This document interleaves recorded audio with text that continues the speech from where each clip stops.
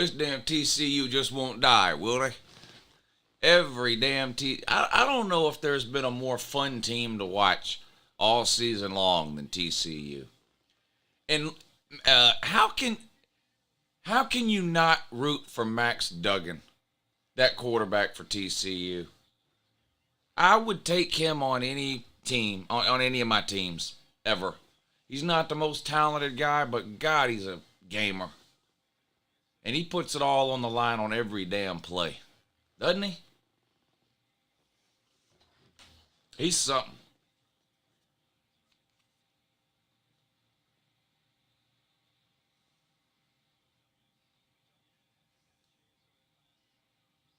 Corn Dog, I emailed you that PayPal that you sent me. I just want to make sure that's the right one, because it comes up under some girl's name, and it's not the same PayPal you used before. So I just want to make sure I'm sending it to the right place before I send it.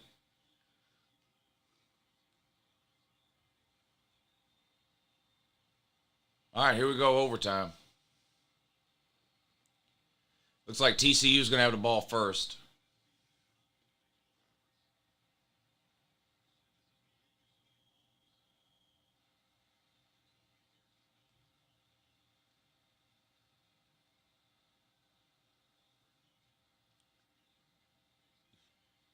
Big play for TCU down inside the 10.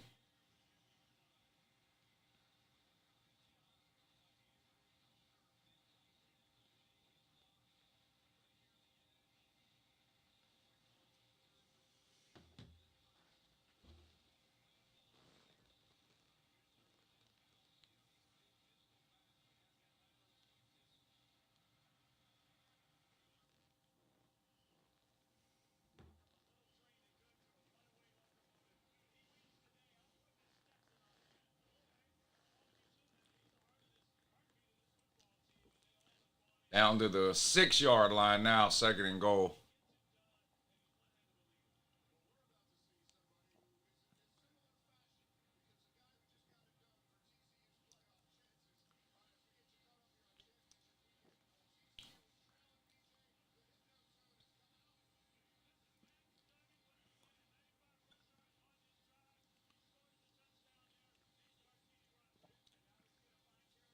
Oh, I got you. Okay, I just wanted to make sure it was the right one. I'm gonna send it now. Hold on. Hold on. Hold up. Hey.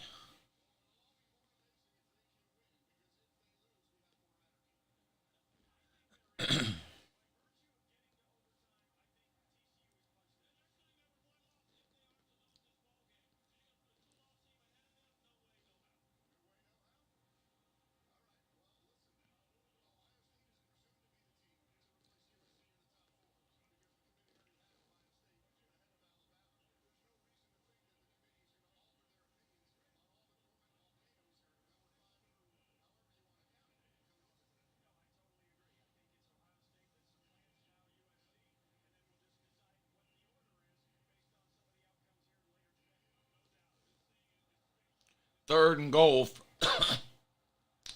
Third and goal for TCU.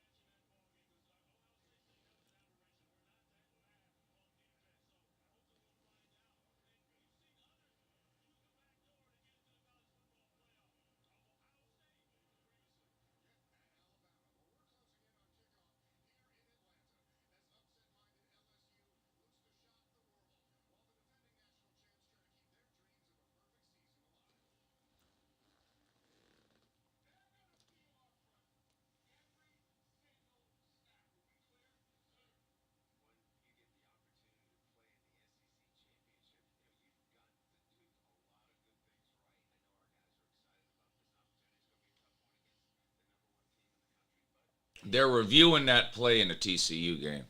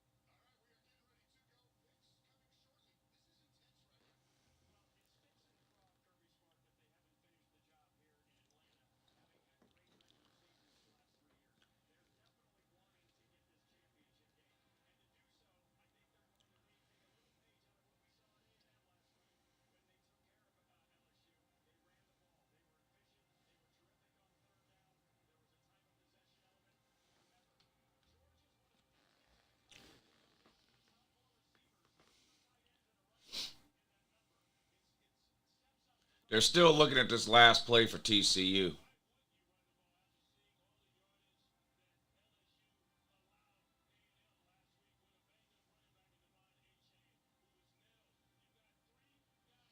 Heisman between Drake May, Caleb Williams, and Max Duggan. Yeah, problem is a lot of them already voted before this weekend. They've been voting. Voting started on the 28th of November, so a lot of people already voted. And if they already voted, they probably voted for Caleb Williams.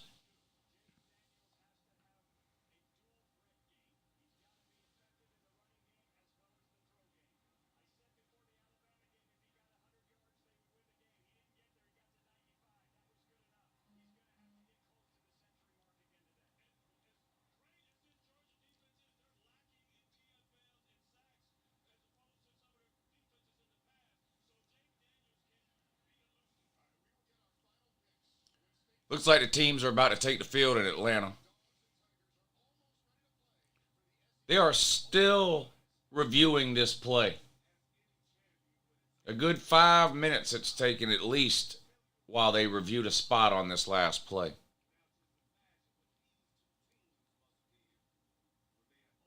It's the first. If you haven't been watching, it's the first overtime. TCU and Kansas State. TCU scored with about a minute to go to tie it up. It's in overtime. TCU got the ball first.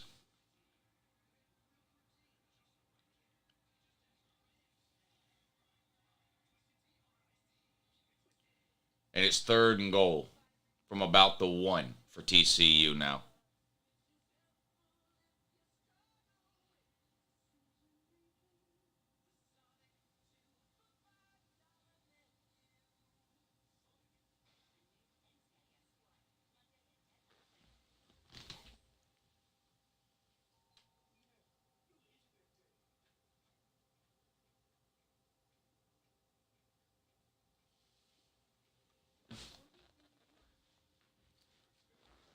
Third and goal. Handoff. Damn, I don't know if he got it. I don't think he got it. It's going to be 4th and goal. It's going to be 4th and goal for TCU.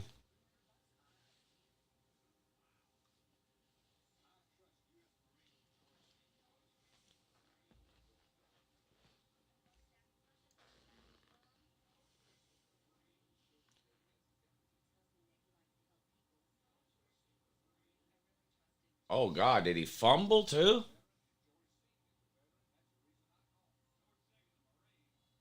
There's a Kansas State player hurt right on the goal line.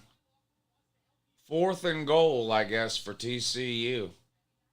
What do they do here? They're from just inside the 1 yard line, 4th and goal. Wow, that looks like a fumble. Did TCU get it back or what happened there? I don't have the sound on.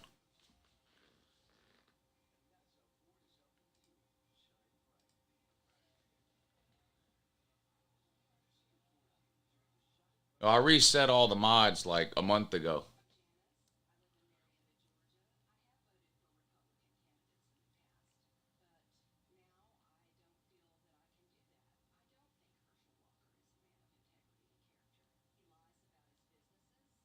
I should do it every month.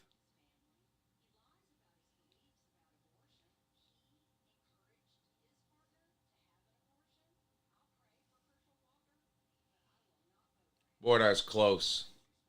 This is a big call here they got to make, too. Looks like a touchdown, doesn't it, from that overhead view? It looks like a touchdown from that overhead view. We'll see what they say.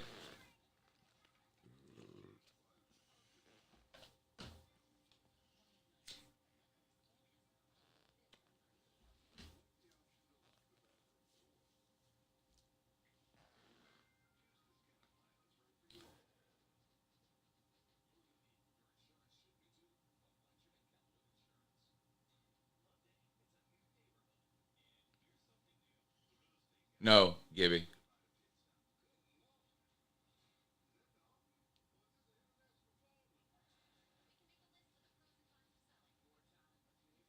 Fourth and goal. Inside the 1. I'm guessing they're going to.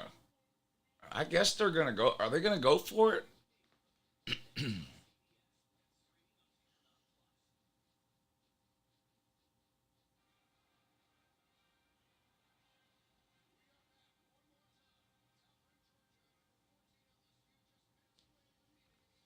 What's up, Hillbilly? Here we go. Fourth and goal. I formation. Snapped. Handoff.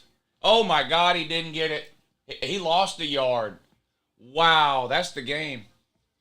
All Kansas State's got to do is kick a field goal and they win.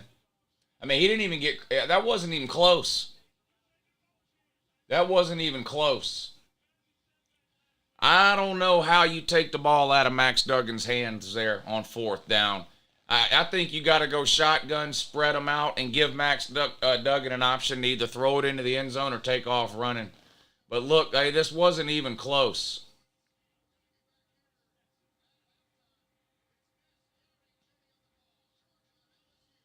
He lost a yard. I don't like that play call at all. I think you go shotgun, spread them out, and roll Duggan out one way or the other and give him an option to either throw into the end zone or run it in.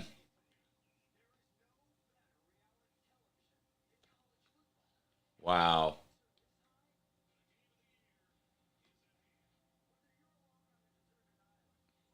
All right, 1st and 10, Kansas State. Any points win the game now. Deuce Vaughn inside the 20.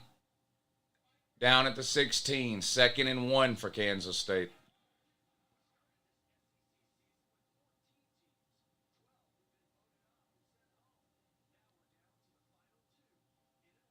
This is going to be interesting. If TCU loses, they're going to fall to. They're probably going to fall to 4.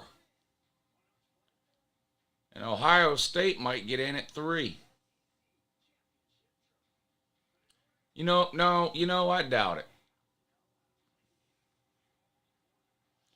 If y'all think TCU will go to 4 and Ohio State will be 3, or do you think they just leave TCU at 3?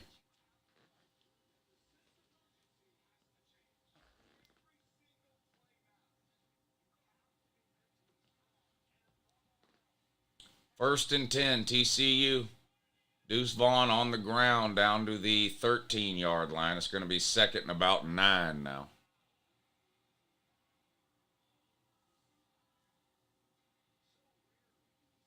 They're not putting Bama at 4. It's not going to happen.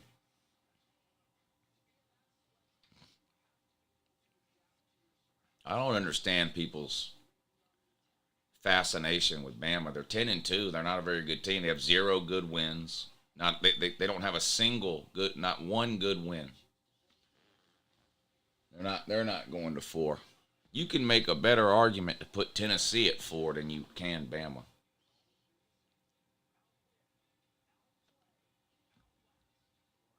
There's no way they'll put Bama in at 4. 3rd and 6 coming up for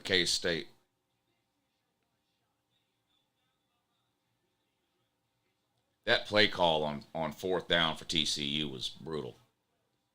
I mean, just terrible. Here comes the field goal for Kansas State. Quarterback takes a knee in the middle of the field. This will be a short little chip shot from the middle of the field to win the game for Kansas State.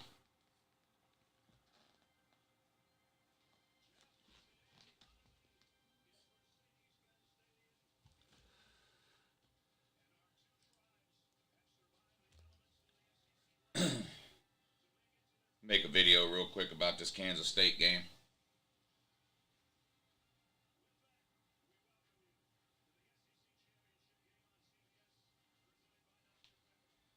Well, that's it. Kansas State wins. Game-winning field goal in overtime. Kansas State beats TCU 31-28. What a great game.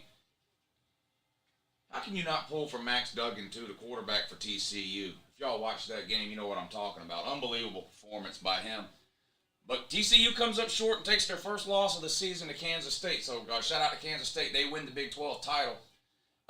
This is going to be interesting to see what happens here. Does Kansas State stay at 3, or do they drop them down to 4?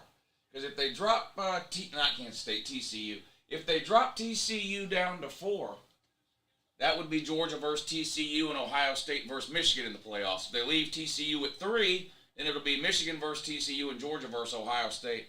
It'll be curious to see how the playoff committee handles that tomorrow. I'm almost glad TCU lost, because now you're going to have the Alabama fans the whole rest of the day, today, Saturday, and all tomorrow morning, Sunday, thinking they have a chance to get into the playoffs at the 4 spot. It's hilarious to me. These Alabama fans have been running around for 2 weeks now talking about how they're getting in at the 4 spot. You're not getting in. Bama's 10-2. They don't have a single good win. Not one. TCU's got 2 or 3 wins better than anything you have.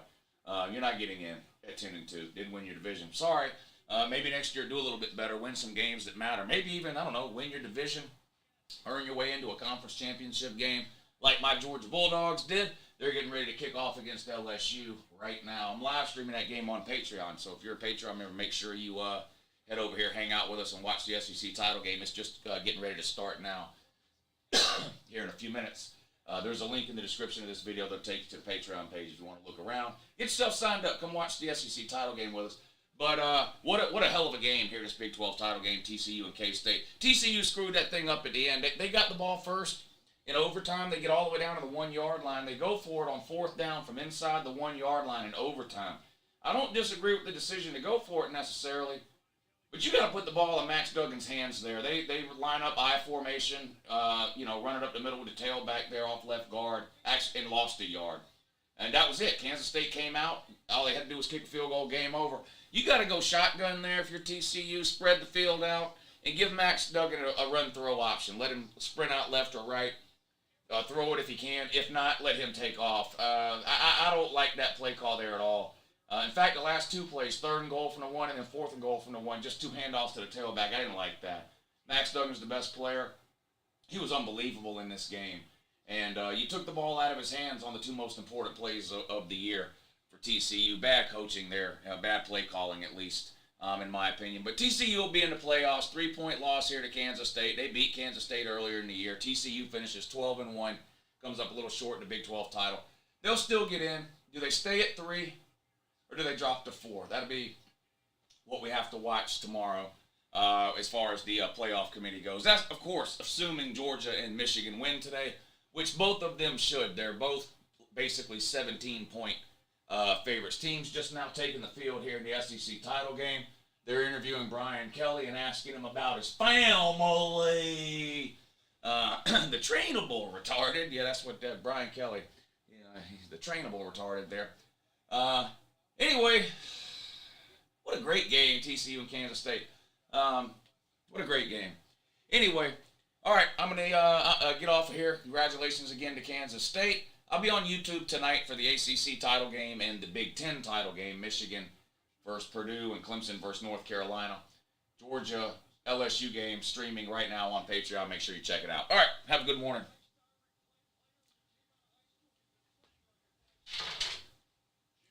All right, let's see if we can get this uploaded real quick. They're interviewing Kirby now.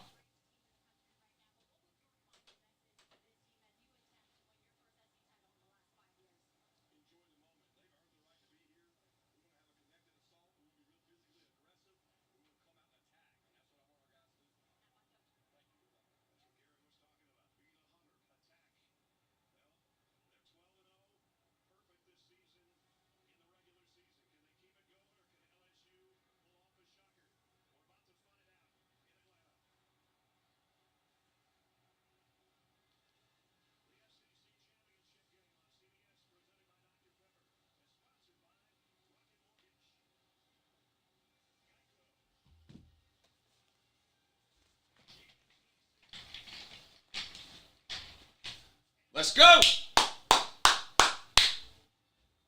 Got my SEC title game shirt on. I got in Athens last weekend, Georgia versus LSU. What do y'all think about that? Is that a good looking shirt or no? That's a good looking shirt, I think, isn't it? Let's go. Congratulations to the Corn Dogs for making it this far, but it comes to an end for you now. Georgia's fixing to roll here. I don't think anyone doubts that. Anybody in here picking LSU? Let's see. Hey, Daniel, what's up, buddy? Good to see you in here. Let me give you your moderator wrench. Everybody on the Patreon stream gets a moderator wrench. Syrup Maker, good to see you in here. So you'll have your wrench on all the Uncle Lou live streams that I do. Just don't abuse the privilege, please. If you have to time somebody out, that's fine. Please don't ever hide anybody from the channel. Let me be the only one that does that. If you need to put somebody in timeout because they're spamming over and over again, or they're talking about somebody's mama or whatever, that's fine. Just don't hide anybody from the channel. Let me do that. Unless it's one, like, you know, those porn bots that show up, you can just hide those obviously fake accounts. But as far as like people just misbehaving, just put them in timeout. I notice it every time y'all put somebody in timeout, and if I see the same person getting put in timeout over and over and over again, then I'll just hide them or block them. But you'll be a moderator on all the live streams on this channel, as long as you're a member over on the Patreon page. Let's see about this video here. Let's get this thing uploaded in that, and also in two.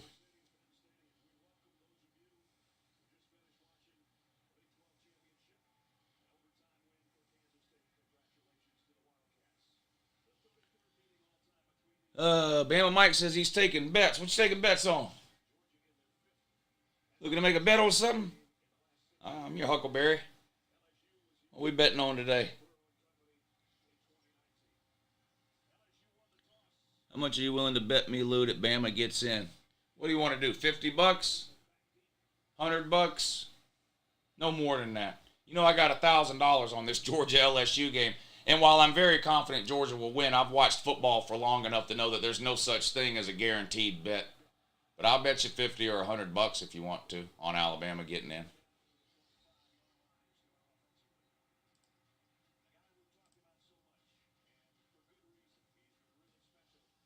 I'm pulling for LSU just to see chaos. An LSU win wouldn't cause any chaos. Georgia's getting in LSU's not getting in no matter what happens. And Georgia is getting in no matter what happens. $50? All right, buddy. Yeah, you don't have to send it now. Usually I make people sit, you know how I make people pay me, but you've been around forever. You ain't got to send it to me now. We'll just settle up, tomorrow or next week or whenever I see you again. All right, 1st and 10 for the Corn Dogs. They're going to hand it off right up to Gut, nowhere to go. Gets back to the line of scrimmage, and that's about it. It's going to be 2nd and 10. Good defense by the Dogs there on 1st down. Nothing fancy there, just a straight handoff right up to Gut. Hey, what's up, Joey? Give you your wrench, too. Back to throw, complete on 2nd and 10. Good for about 6 or 7 yards. Gomer Pyle with the catch, Jim Neighbors. Jaden Daniels, it looks like he's got his ankle taped up, but I don't see any type of brace or anything like that on it. He looks pretty good. We'll see how willing he is to take off running. 3rd and 3 coming up for LSU, just inside their own 32-yard line. Daniels in a shotgun here. 4 wide receivers. Back to throw. Complete on a slant route. Good for a 1st down across the 40 to the 41. Keely Ringo with the coverage that time.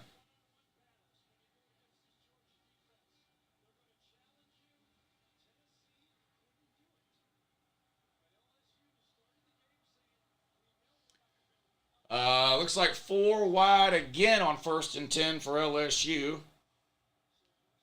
Daniel shotgun again. 4-man front for Georgia. Daniels keeps. Gets to the corner, picks up about 5 yards. Looked good running the ball. Looked fine to me. 2nd and 5 coming up for LSU. Looked fine on that one.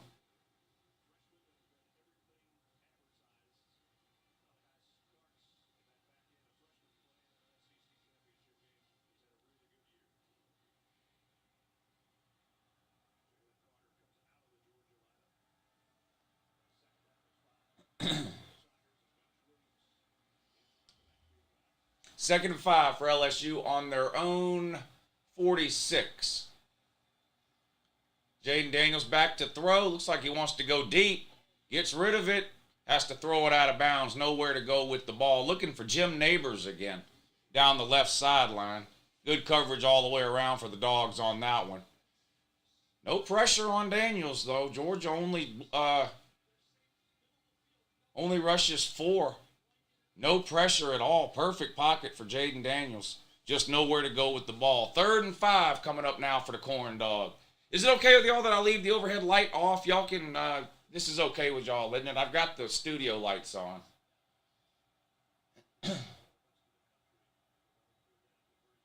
3rd and 5. Incomplete.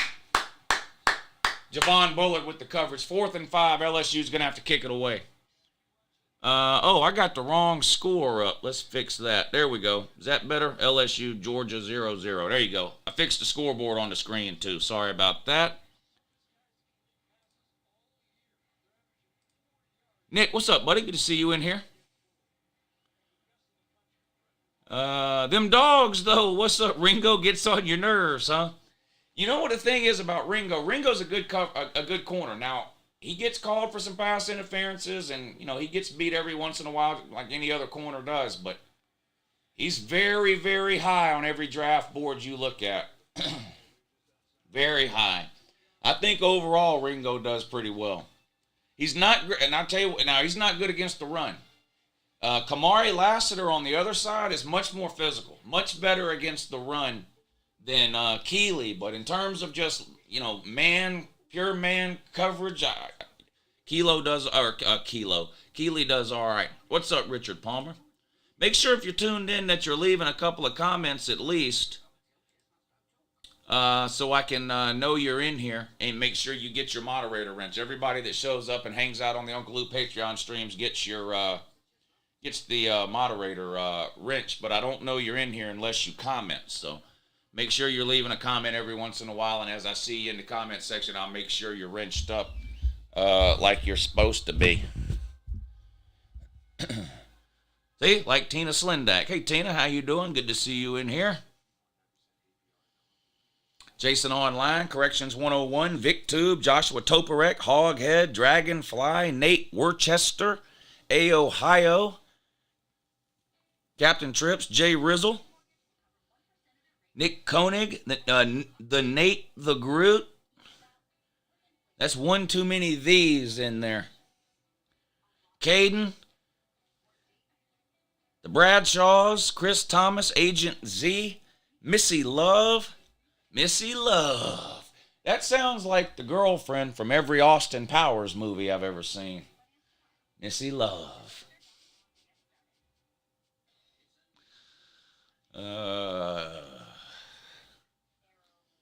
Georgia going to curb stomp the Corn Pups by 30, says Brandon. That would definitely make me happy. I don't want to have to sweat this thing in the second half. I want Georgia to have a double-digit lead by. Georgia's got a double-digit lead by halftime. I'll be okay. Let's go, Staquavius. Staquavius done got him a fresh new cut. Let's go. Let's do it. Let's do it. Every time I see Stetson, I chuckle at how small he is. Yeah, the only person I know of that's smaller is Bryce Young.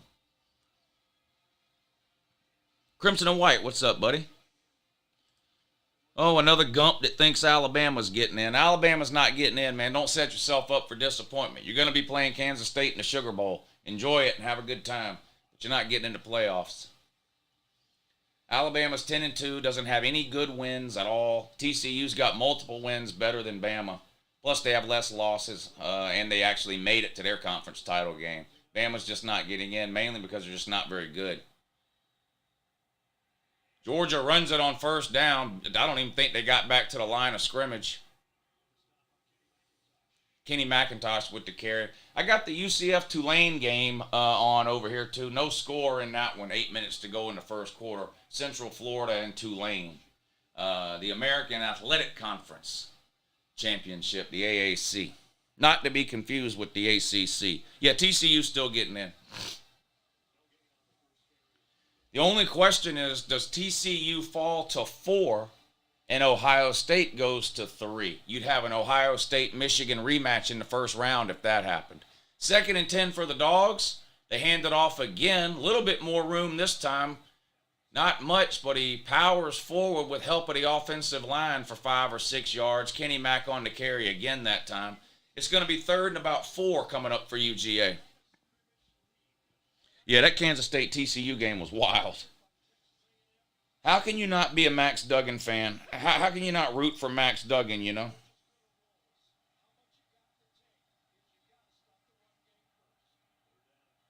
Third and 4.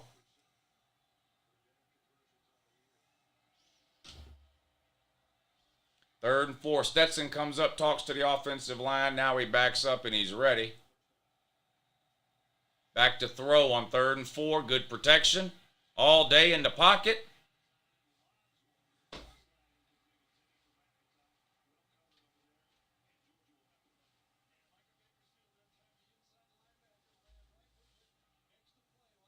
Take off running, Stetson.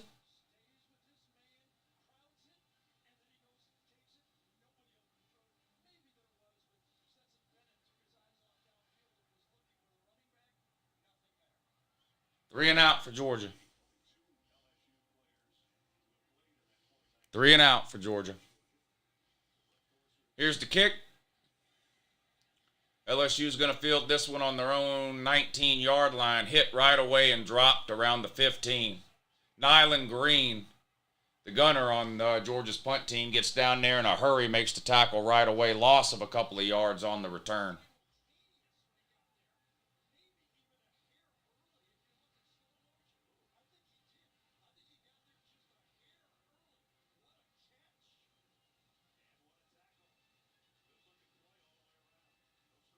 LSU will have the ball for their second possession when we come back from the commercial break. 2 runs up the middle and an incomplete pass. Yeah, and where was that pass thrown? Behind the line of scrimmage to a running back.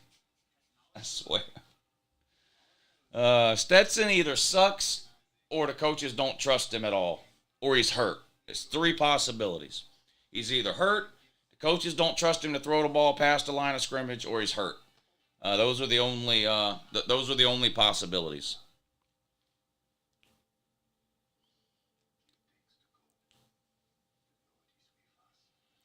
LSU has nothing to lose. That's a fact. That's a fact.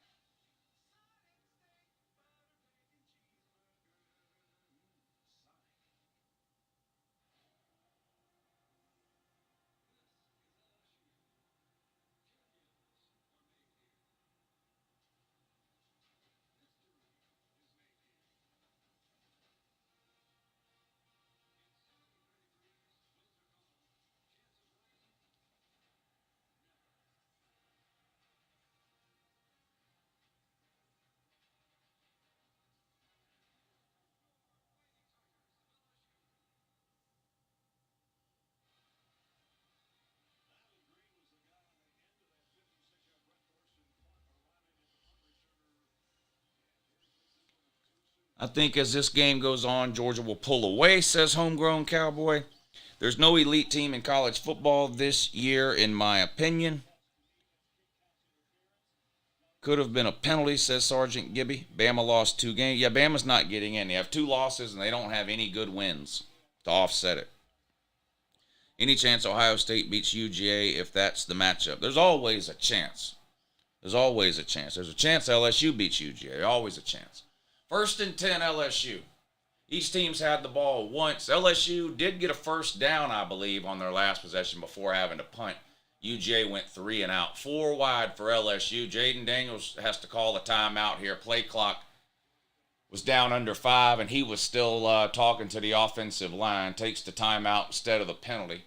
Corn Dogs forced to burn one early there. Deuce Vaughn is a dog. I love Deuce Vaughn. I would take Deuce Vaughn from Kansas State and Max Duggan from TCU on my team any day of the week. Any day of the week. Neither one of them are the biggest, fastest, most talented players or whatever, but my God, you get 150% effort and energy from those guys for 60 minutes every game they play. Lou, I don't think Bryce plays in the Sugar Bowl. Think he'll sit out?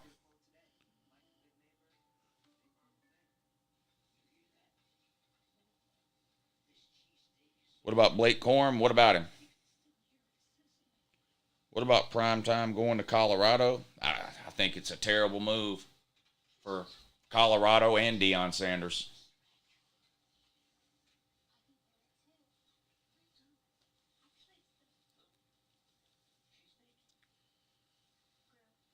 I mean, you can make an argument that they're the worst Power 5 team in the country.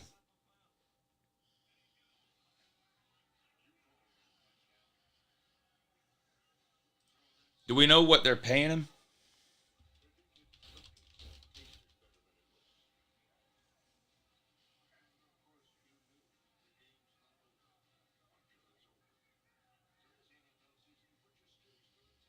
I don't think we'll know anything officially until tomorrow, but it does look like that's where he's headed.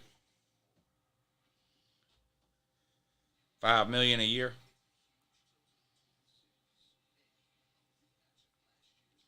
That's a fact, Dawson. Without Bryce Young, Bama would be a 6-6, 7-5 team or worse. That's a fact.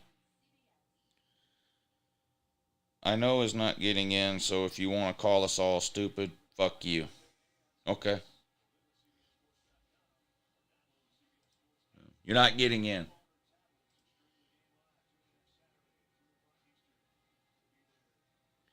Deion is a fraud coach. I don't know that we know that, do we?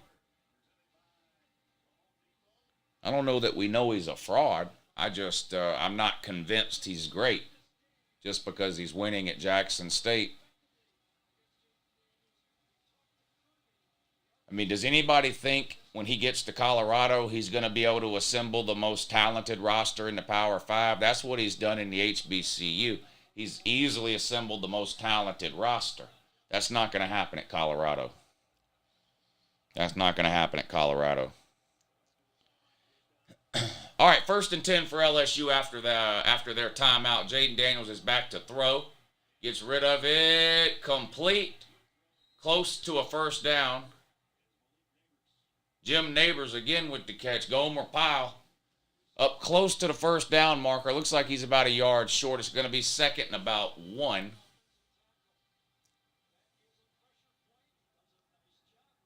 No, they gave him the first down. 1st and 10. Back to throw again. Complete right over the middle. Picks up 6 or 7. LSU definitely knows what you have to do to beat Georgia. You have to throw the ball. They're not even really trying to run it. Only 2 runs that I can remember. One by the tailback and one by Jaden Daniels is all I can even remember so far. This is what you have to do to beat Georgia. You have to spread them out and throw the ball. 2nd and 3.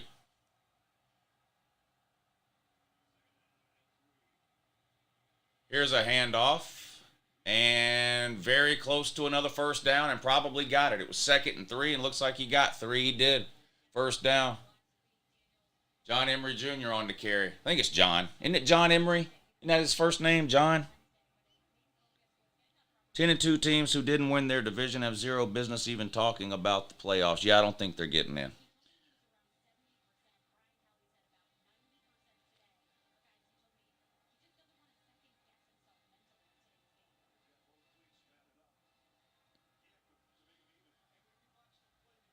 First and 10, LSU on their own 37. Jaden Daniels back to throw.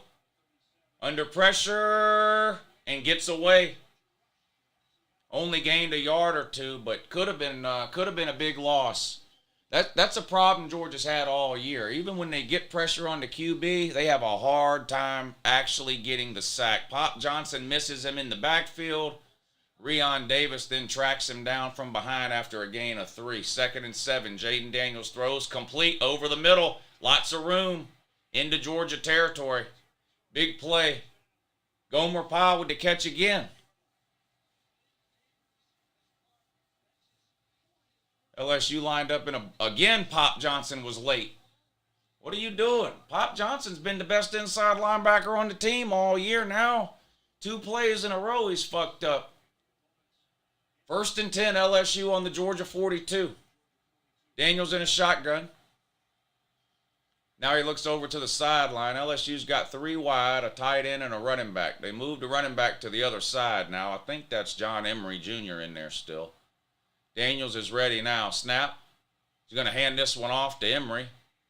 Only gains a couple of yards. It's going to be 2nd and about 8 coming up for LSU around the Georgia 40.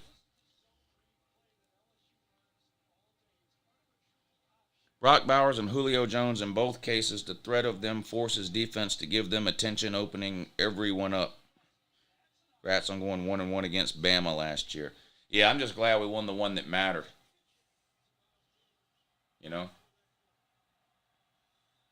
Looks like this year Bama's going 0-0 against Georgia, since they can't win their division or make the playoffs. 2nd and 7 for LSU. Another completion deep down the middle on an in route. Lacey that time picks up about 20. Down in the red zone now. Just a simple in route. Kamari Lassiter late to close on the ball. 1st and 10 LSU on the Georgia 23. Into the end zone. Incomplete. Flag down.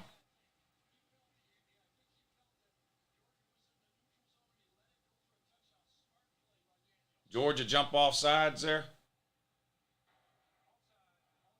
Yeah, offsides on Georgia.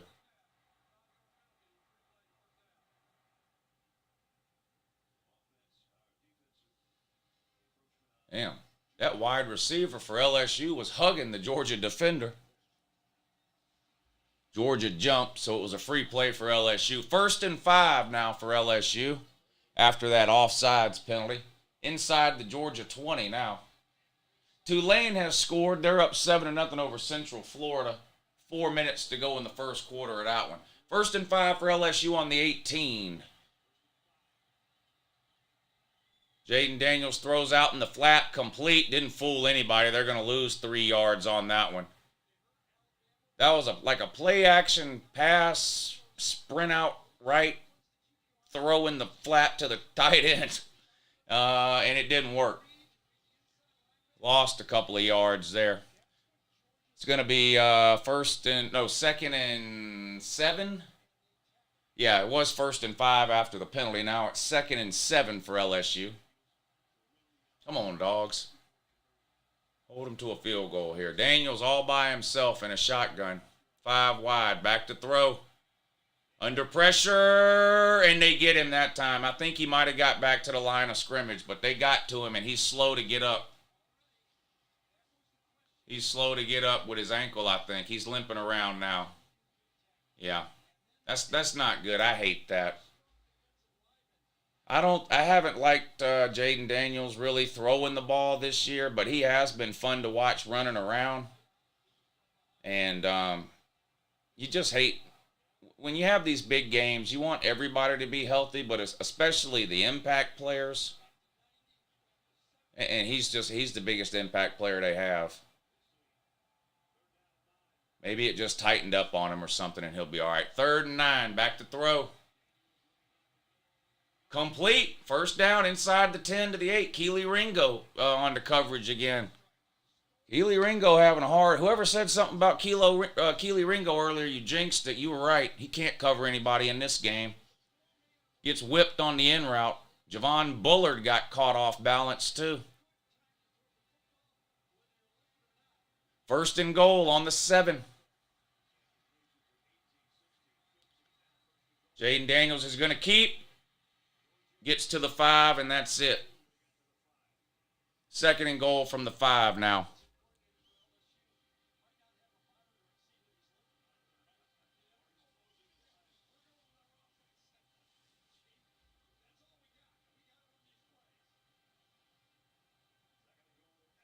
Second and goal for LSU from the 5.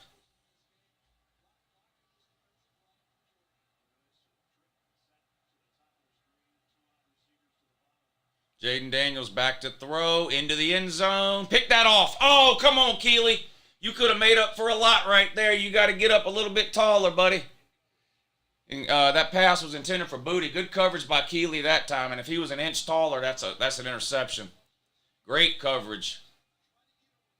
Oh, my God, that was close. You could have made up for a couple of misses if you could come down with that one, couldn't you? 3rd and goal from the 5 for the Corn Dogs now.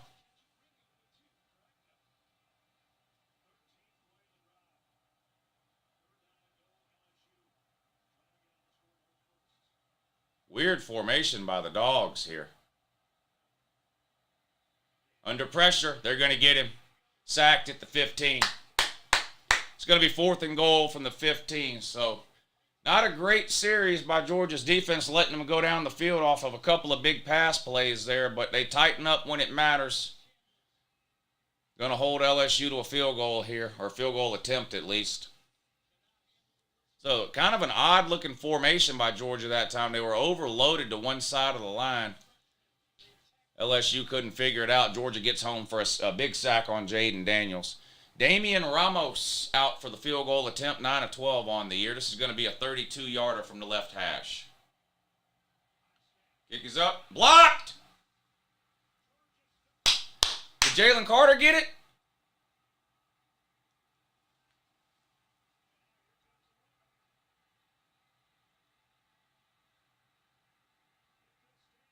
That's going to be a touchdown.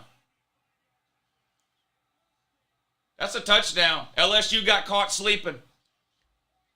LSU got caught sleeping. That's a touchdown. Look, what did I told y'all something about LSU in the video I made yesterday. I said LSU, this narrative that LSU's gotten a lot better over the course of the season is not true. They're the same team now they were in the beginning. They were a decent team at the beginning of the year when they barely lost to FSU, and they were a decent team at the end of the year when they got beat by Texas A&M. Special teams problems have been a problem for LSU since the Florida State game. And now here we go. You just fell asleep. I mean, a special teams disaster.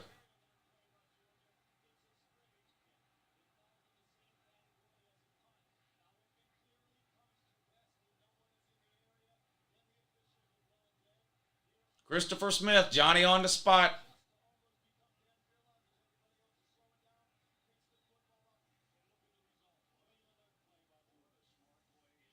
Special teams miscues by LSU in week 1. Special teams miscues by the Corn Dog in week 14. You hate to see it if you're the Corn Dog, man. UJ was sleeping too. No, they weren't. UJ was waiting, picked the ball up, ran it in for 6 points. You might want to rewind your DVR there, buddy. You hate to see it.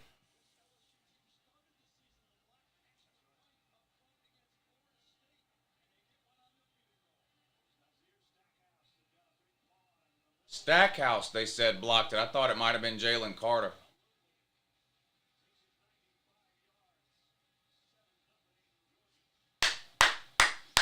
Kirby Smart gave him one of these on the sideline. Okay, Kirby. Okay, Kirby. Now the defense got to go right back out on the field, though. Defense has to go right back out on the field now. It was Jalen Carter. I thought it was Jalen Carter when I saw it in real time, but the announcer said it was Stackhouse. I don't know.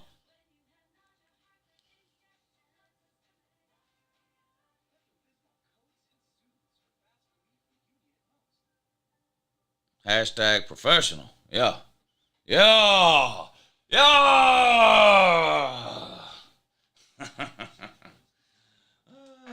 Hey, LSU man. On a field goal, the ball is not dead, son. Play to the whistle. Okay? In fact, play through the whistle. Okay? If the play is dead, the referee will let you know. Okay? Offense, defense, special teams. Okay? You've been fucking special teams up since week 1. Here you are fucking it up in week 14. Do better, Brian Kelly. Ain't dang. Ain't dang.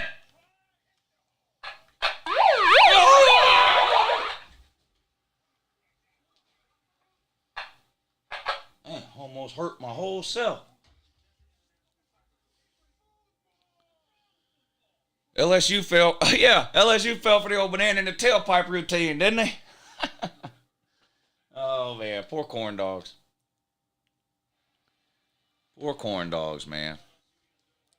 UJ has like 6 yards on offense. Yeah, they've only had the ball one time. They went 3 and out.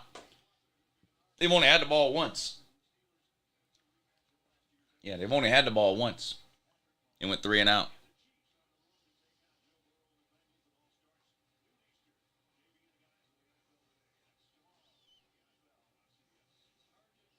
More points than yards, yeah. How much time is left in the first quarter? We might get out of the first quarter. If LSU picks up a couple of first downs on this drive and our offense doesn't get back out on the field, we might end the first quarter with more points than yards.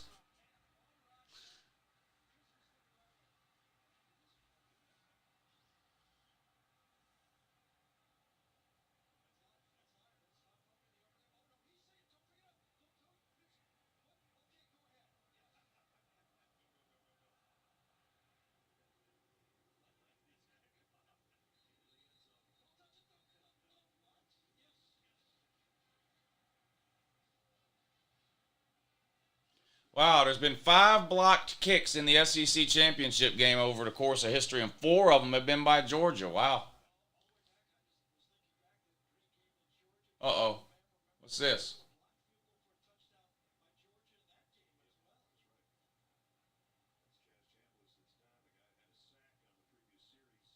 That is not Chaz Chambliss. What is wrong with the... That's not Chaz Chambliss. That is not Chaz Chambliss. What's wrong with these announcers and this TV crew? That's not Chaz Chambliss down. That's not Chaz Chambliss.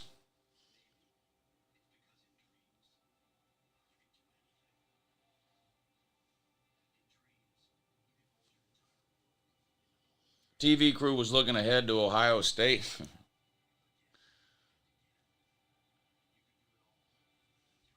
I mean, I didn't know who it was either, but it showed his name on the back of his jersey, and it clearly didn't say Chambliss. It looked like it said something Jones or something.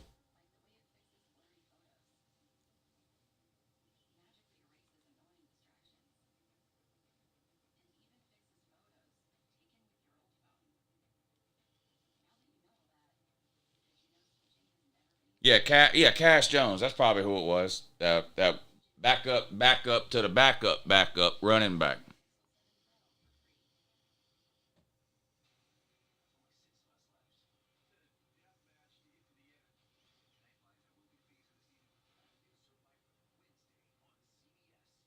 LSU special teams. Piss poor.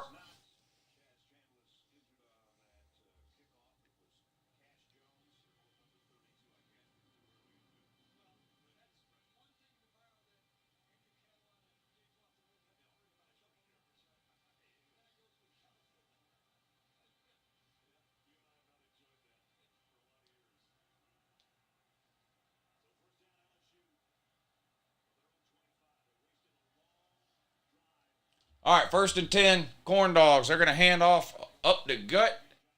Finds a hole. Slips through for about 7 yards on 1st down. That was Williams with the carry that time. It's going to be 2nd and 3 for LSU. Ran right by Jalen Carter. Jalen Carter got pancaked on that play. Did y'all see that? That doesn't happen very often. 2nd and 3 now for LSU. Jaden Daniels looking around. Snap, back to throw. Complete out in the flat to the running back. Has a crease, gets through there. There he goes. Williams picks up about 15 yards on a little flat route out of the backfield. Good blocking on the outside by the LSU wide receivers. Chris Smith has to force him out of bounds, but not before he picks up 10 or 15 yards.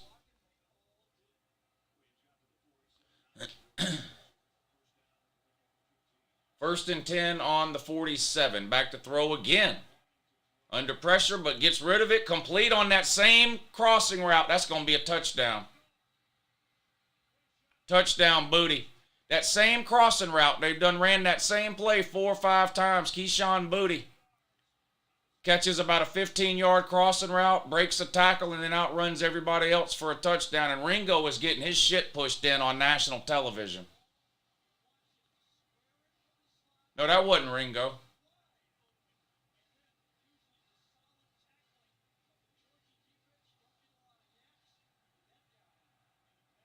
I couldn't even tell who that was that got burnt on that one.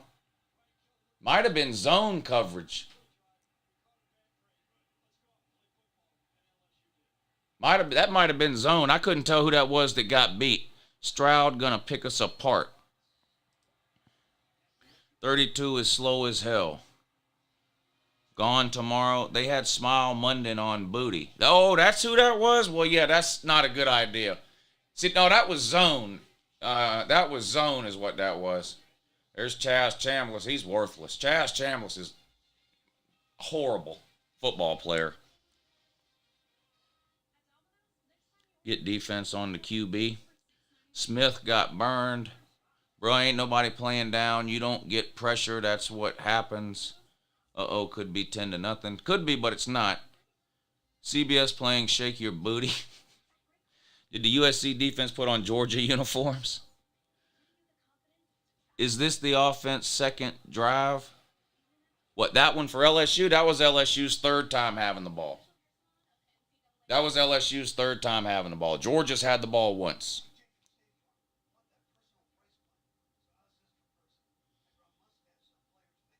Yes, offense second drive. No, that was LSU's third offensive drive.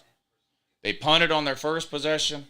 They had a field goal blocked on their second possession, and they scored on their third possession. Georgia's only had the ball once, and they went 3 and out.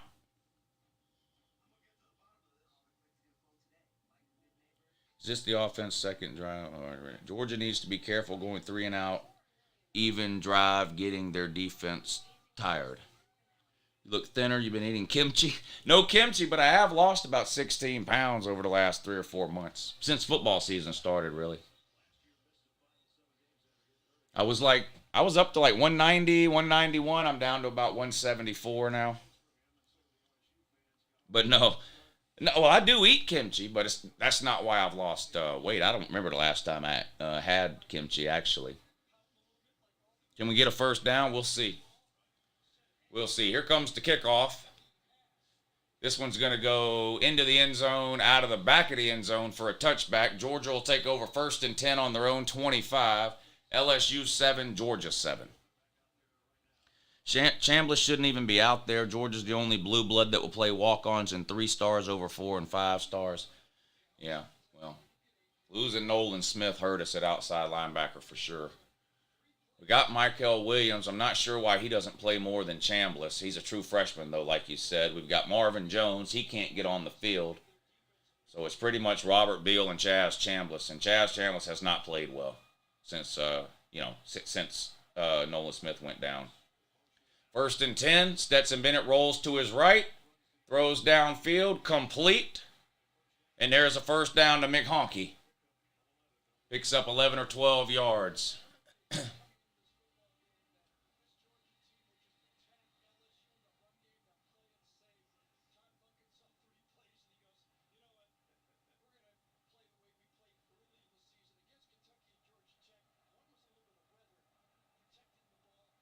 First and 10 for the Dogs. All tied up 7 apiece. Under 2 minutes to go in the first quarter. Bunch formation at the top of the screen. Stetson in a shotgun, back to throw again. Over the middle, complete to a wide open Brock Bowers at midfield. And that's going to be another first down at the 50. That was a good-looking throw by Stetson Bennett. Let's give him some credit there. Now, Brock Bowers was wide open, but still, it was a good throw. Back to throw again.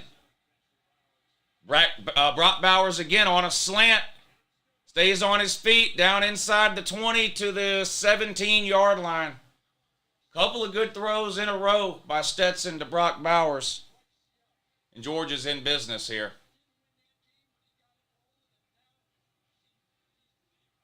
First and 10 on the 18, 17.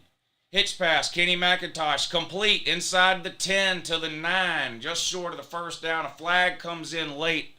Look at A.D. Mitchell in the game. A.D. Mitchell's in the game. I just saw him blocking on that play.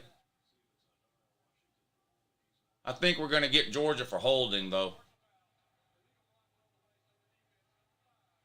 Oh, A.D. Mitchell with an illegal block. Well, might as well put him back on the bench, coach. He's only out there as a distraction anyway. We're not going to throw him the ball. He's only out there as a distraction. Just take him off the field. He doesn't want, guess he can't block. Get him out of the game. He's only out there for a distraction anyway.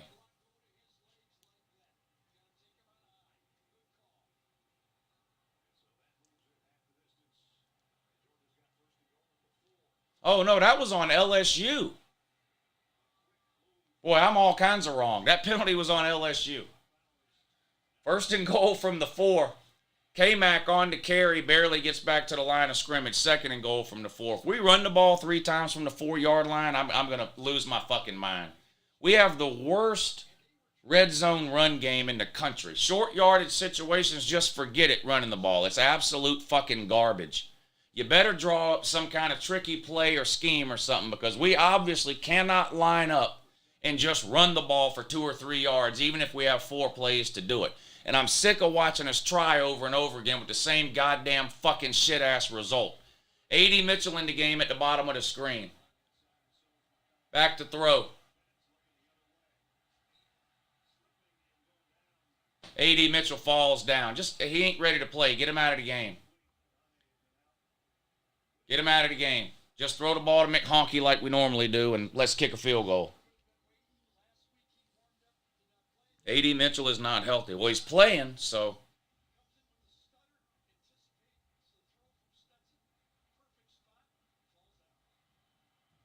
Third and goal.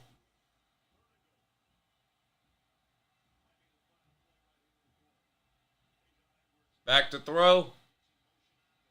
Caught by Bowers. Touchdown, Georgia. Now that looked like the Georgia offense I saw in the Oregon game and the South Carolina game 3 months ago in the beginning of the season. That looked like the offense I remember from 2 months ago. That looks like the offense I remember from 2 months ago. Also and 2. Also and 2.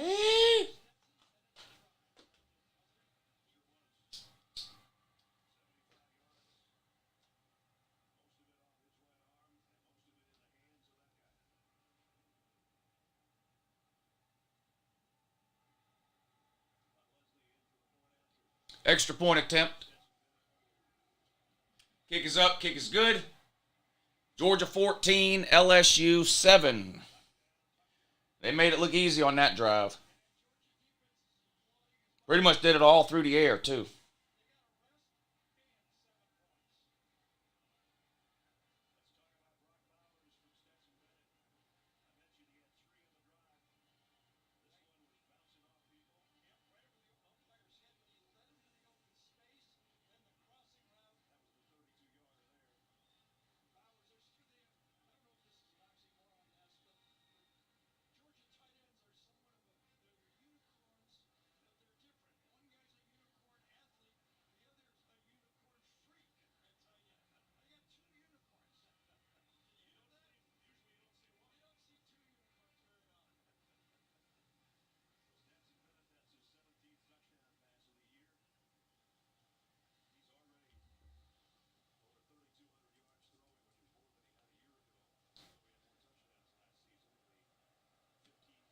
Three seconds to go in the first quarter. Here's the kickoff.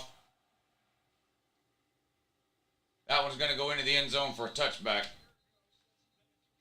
So one more play to go in the first quarter, and that's going to do it. LSU offense back out on the field. Went right down the field last time. The big pass play to Keyshawn Booty for a touchdown, giving LSU their first points of the game. Let's see if Georgia can tighten up on. They either going to have to tighten up on that pass coverage, or they're going to have to get some serious pressure on Jaden Daniels. One of the two.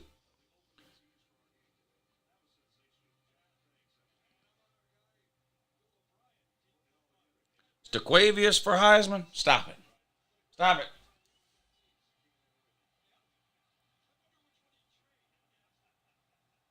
First and 10, LSU. This will be the last play of the first quarter.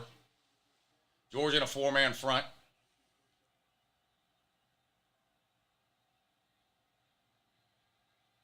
Handoff, and he's going to get destroyed by true freshman Mykel Williams. Now, can we leave him in the game? I've seen enough of Chaz Chambliss.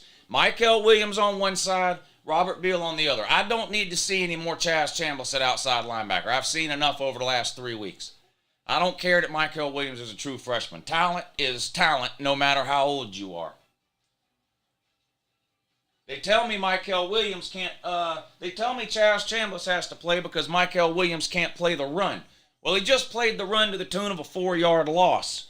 So can we just please leave Mykel Williams in the game? He started in the first game of the year. He was good enough to play against the run in the first game of the year, but then all of a sudden, halfway through the year, he can only play on obvious passing situations because Chaz Chambliss has to get in there because of his feelings or whatever. I've seen enough of Chaz Chambliss. Above Hyperion Films says Mykel Williams is a beast, Chambliss slow. Well, Chambliss is slow and just nowhere near as talented as any other outside. I mean, I get it that experience matters, but if that's all you have, that ain't enough. So, that's great that he's been around the program for 4 years or whatever it is, but there's a reason he's never played, and that reason is that he's not very good.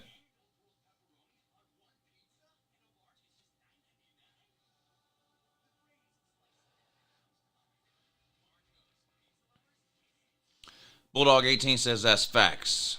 I just gave y'all your wrenches too, Hyperion and Bulldog Bulldog 18. HBP. What's up, buddy? With a name like Chaz, hold on, what does that say? With a name like Chaz, what could one expect, really?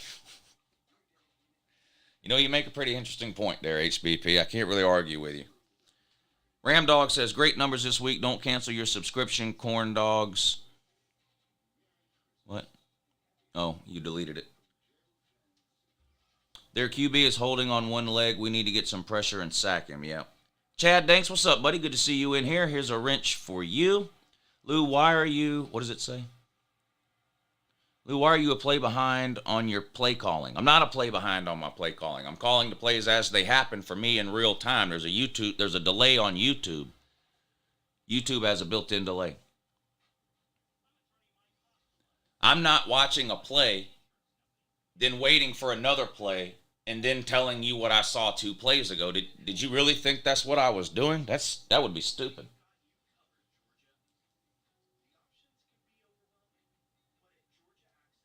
That would be real stupid. Wouldn't it? Yeah, it would.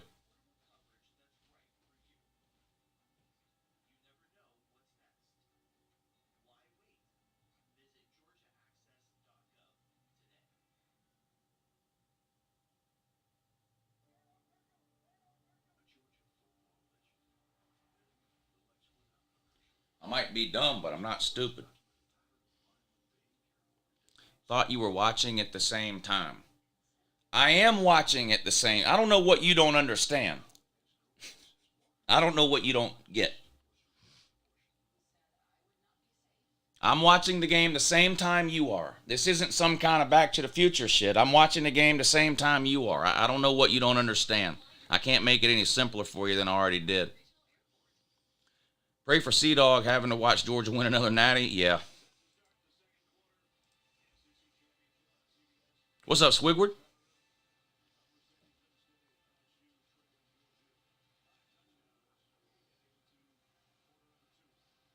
You have to watch this. Oh, I didn't understand. 2nd and 12. LSU in a shotgun on their own 23. Jaden Daniels throws incomplete. Oh, wait a minute. Did it not hit the ground? I don't understand. Did that not hit the ground? Did that not hit the ground? It didn't hit the ground. That's an interception. It hit off the back of the LSU player. Look. Look. That's an interception, 100%. Let's go. Let's go. Hey, sometimes the ball bounces your way. Right? Literally. Sometimes the ball literally bounces your way. And unfortunately for the corn dog, sometimes it bounces the other way. I don't know what to tell you.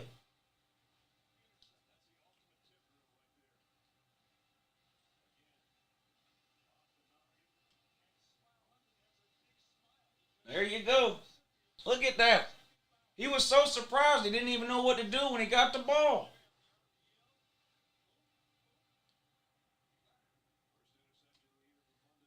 Ain't that something? 1st and 10, Georgia. Stetson back to throw. Deep over the middle. Touchdown, dogs. Mick Honky, let's go. We're going to give you the Oregon treatment today, buddy. We're going to give you the Oregon treatment, corn dog man. How you feeling about it? How you feeling about it? We're going to give you the Oregon treatment. Huh? We're going to give you the Oregon treatment. Let's go. Hey, what's up, Ferris? Good to see you in here, buddy.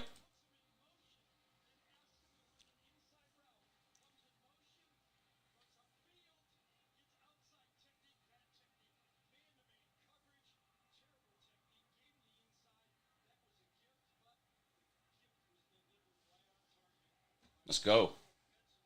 Let's go. Yeah, family. It's the LSU family.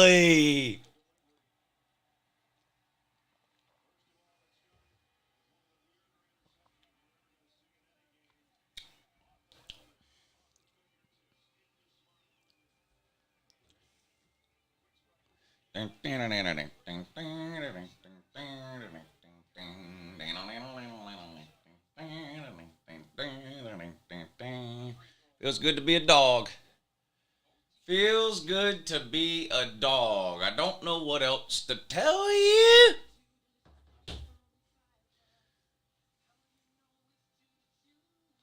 Who said Bennett couldn't make those throws? I did. He's making them today. He got that fresh haircut yesterday. I warned everybody on Twitter yesterday. I posted the picture of Stetson with his fresh haircut yesterday. I told y'all it was over. Family. Family.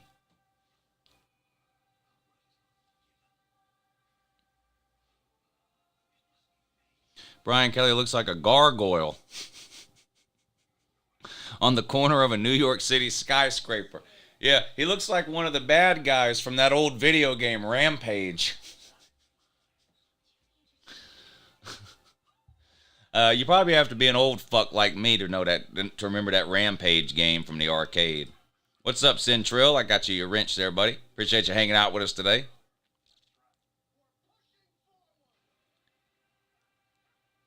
Family.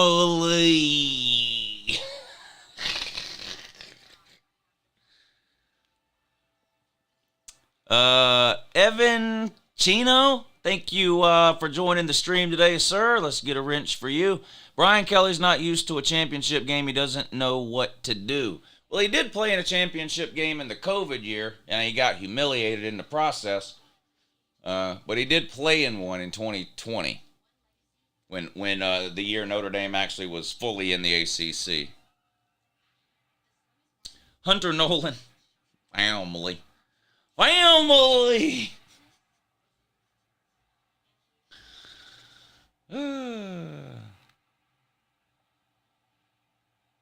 Brian Kelly about to be 0-2 in conference championship games. Yeah, and he's already, 0-6 in major postseason games? New Year's 6 games and BCS games, he's 0-6. 0-1 in conference championship games, about to be 0-2.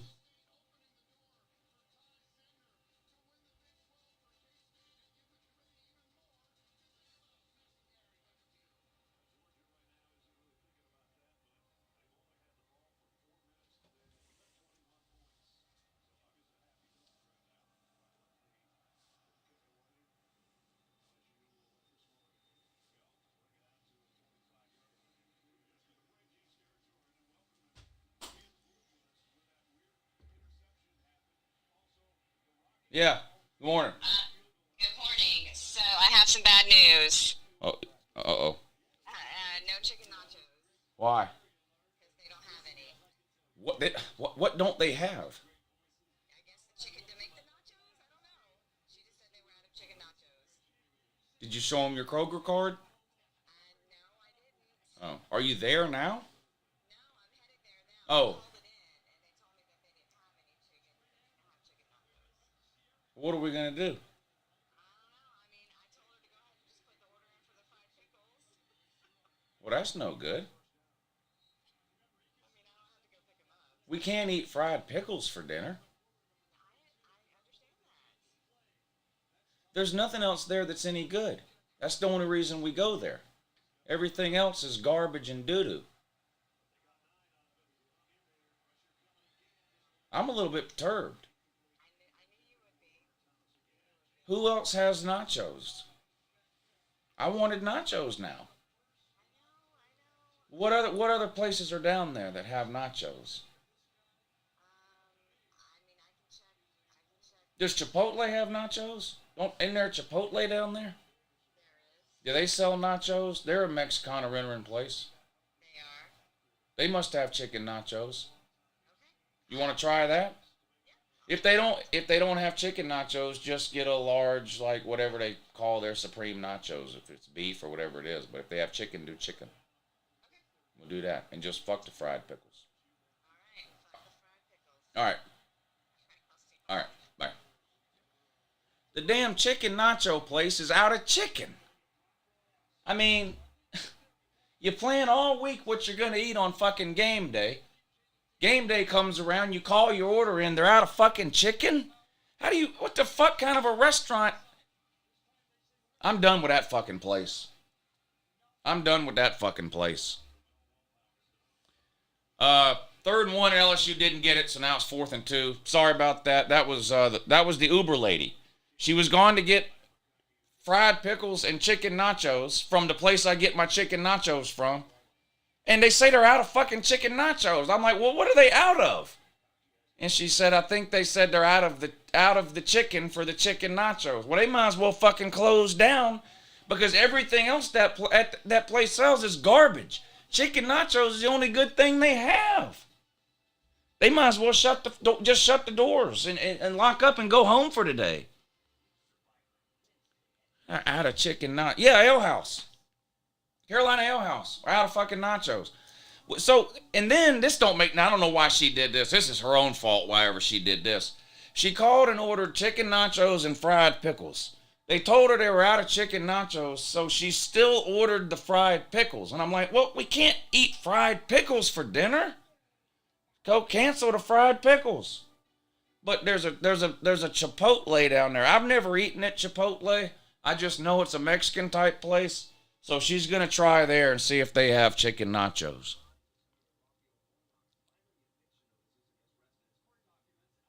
We're out of chicken nachos. Fucking moron. We don't have a Taco Mac here. I wish we did. I like Taco Mac.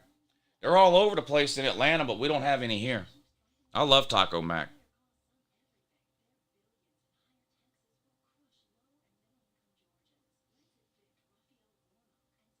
The Uber lady and Battle Angel and BA the same person? Yes. She's not really the Uber lady. People started calling her that because usually before she comes over here on game day, she stops and gets us something to eat. So she's always walking in here with a bag of food or something. So people started calling her the Uber lady. She doesn't actually work for Uber Eats. Not that there's anything wrong with that. That's just not, but that's not what she does. She's a hairdresser.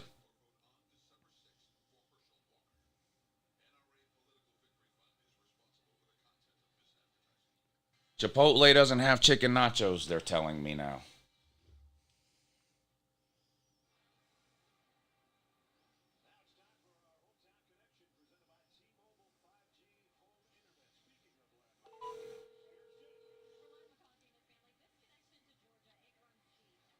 Hello.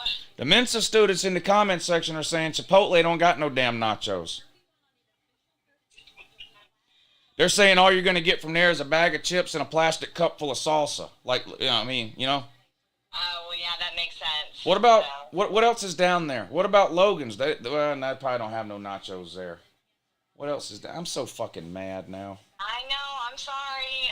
It's not your fault. It's Carolina Ale House fault. I know that they must not know who they're messing with. Well, yeah, obviously. So I don't know. Somebody says Logan's does have nachos. I don't know what to tell you. I don't know. But whatever, just get, I mean, you're going to have to figure it out on your own. Whatever you get is fine with me. But I'm mad and I got to go. Okay. All right, bye.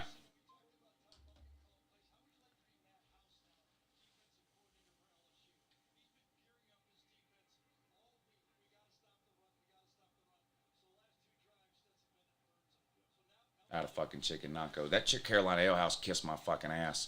2nd and 6 for the Dogs. LSU had to punt it away. So 2nd and 6 for the Dogs. They're up 21-7. They're on their own 20-yard line. Toss sweep to the short side of the field. Nowhere to go for Dejon Edwards. Gains a yard, maybe 2. That's about it. It's going to be 3rd and about 5 coming up for the Dogs.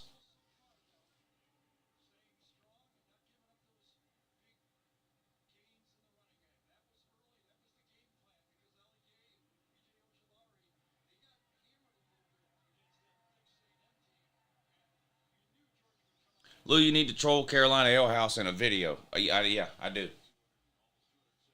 I do. I can run out of food on a Saturday. Dumbasses. 3rd and 5 for the Dogs on their own 22. They need to get across the 27 for a first down. Handoff. Kendall Milton needed 5, gained about 6, so he picks up the first down there. Nice play for the Dogs. Looked like a give-up play.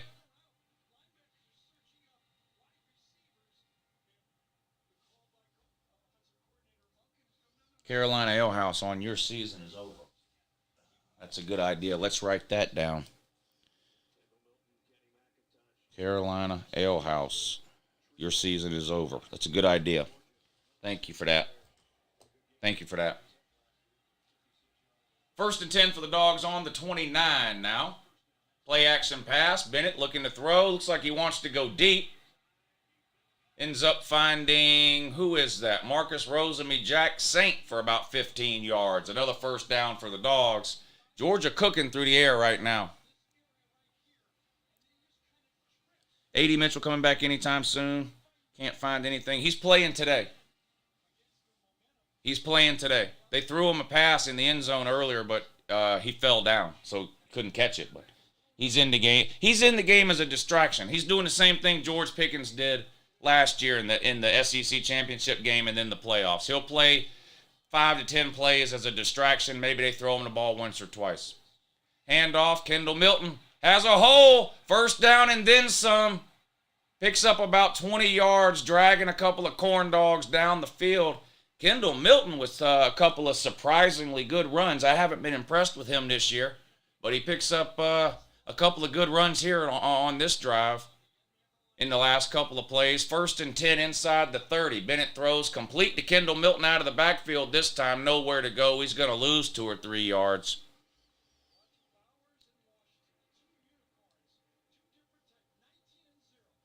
Yeah, Nacho Mama's too far away. That's all the way downtown. But Nacho Mama's is really good. Really good. But that's all the way downtown.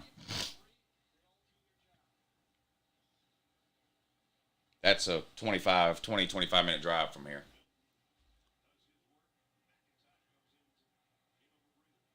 Dogs spread out this time, 4 wide. McIntosh in it, running back now. 2nd and 11. Bennett in a shotgun. 3 wide up top. I think that's A.D. Mitchell at the bottom of the screen. Bennett never even looked at him. Stares down Bowers instead for 3-yard gain.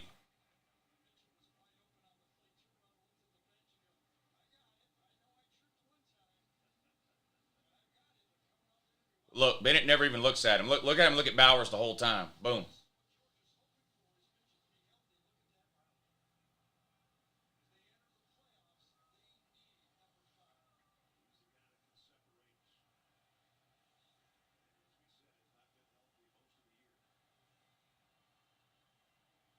Third and 7. On the 27. 4 wide again. Bennett steps up in the pocket. Hesitated. If you're going to run, dumbass. If you're going to run. If you're not, throw the ball. You can't halfway do neither one. Field goal time.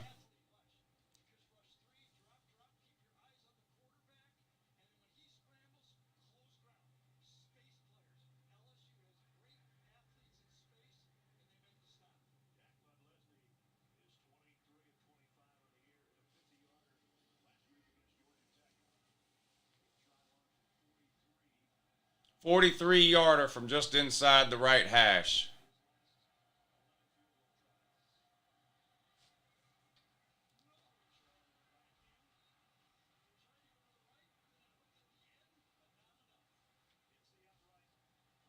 Off the fucking upright.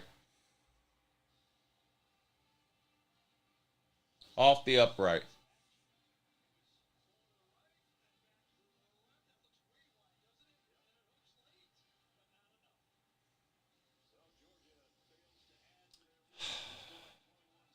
Score still 21-7, Dogs on top.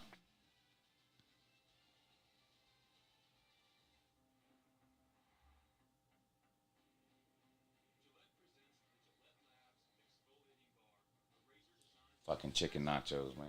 You know how hard it is for me to make a decision on like what I'm gonna eat on game day? And I decided this like 4 days ago. So I've spent no time thinking about what to eat today. And now here we are, 5 whatever o'clock it is, and no fucking chicken nachos.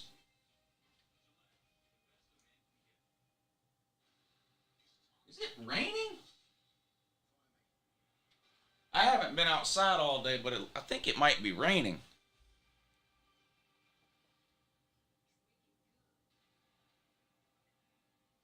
Come on, LSU, give us a game.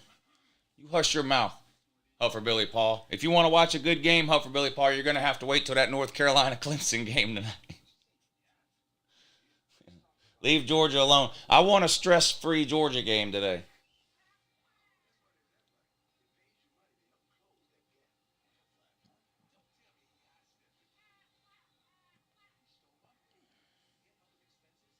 It is raining. It's definitely wet outside. Can't tell if it's currently raining. I can't tell if it's currently raining, but it's definitely wet outside, though, in 2.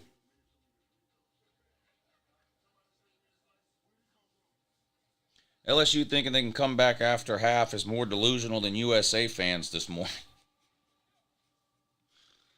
Man, I hated the USA loss, but God, they need some goal scorers, man. They need some goal scorers bad. Erme, I'm sure I'm saying that wrong, but you must have known that was going to happen when you picked that as your name. He says, will the corn dog man go back into hiding after the UJ beatdown? You know, I don't think so.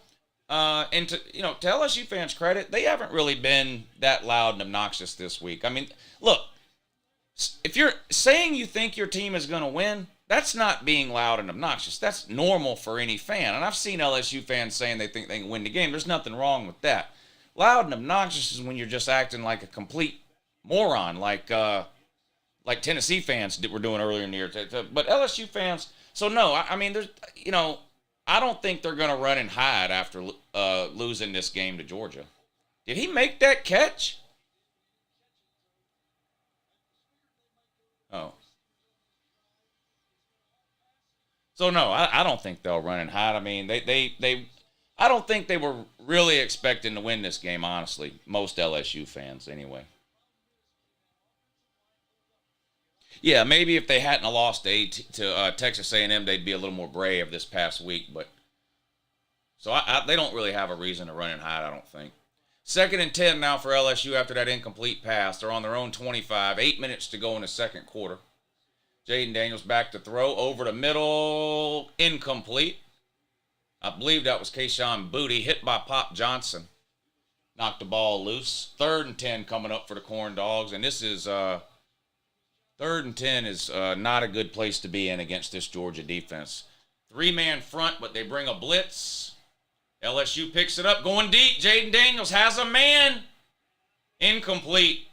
Kamari Lassiter was beat on the play. The ball was underthrown a little bit. Kamari Lassiter was beat by a step or two. See how Kamari Lassiter turns around at the last minute? That's how you keep from getting pass interference called on you. You turn your head around and you at least make it look like you're trying to make an attempt on the ball. LSU's going to have to kick it away unless they're dumb enough to try a fake punt. Everybody that's tried a fake punt on Georgia this year has converted it successfully, but I don't think they're going to do it 4th and 10 on their own 25. No, they kick it away. Let's see if we can get any type of return. No, fair catch called and made at the 23-yard line. 1st and 10 Dogs on the 23. 7:54 to go in the second quarter. Georgia 21, LSU 7. Georgia really only has one touchdown drive. They have the 7 points off the missed field goal deal, and then a touchdown after that LSU turnover where they had a short field. Georgia's really only driven the field and scored once. A.D. Mitchell back in the game at wide receiver. Let's see if Stetson Bennett even looks at him. Typically, he only looks at Ladd McHonkey and Brock Bowers.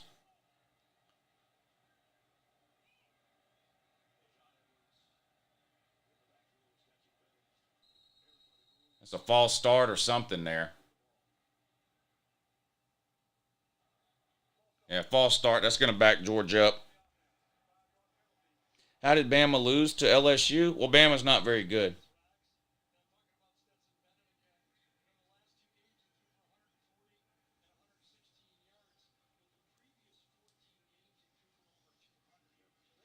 First and 15 now for the Dogs.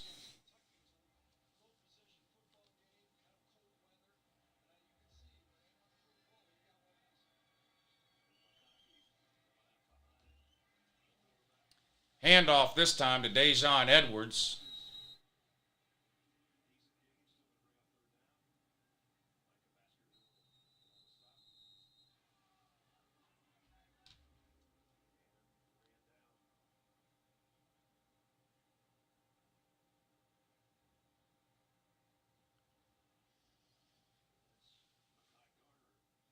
LSU's got a player down. Looks like he's in some serious pain, too.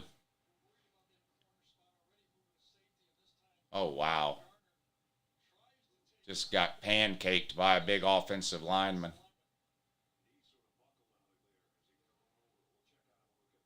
That's cold, man. The announcer just said his knee buckled as he was getting run over. That's cold-blooded, man. These announcers ain't got no chill, man. These announcers ain't got no chill at all. His knee buckled as he was getting run over, he said.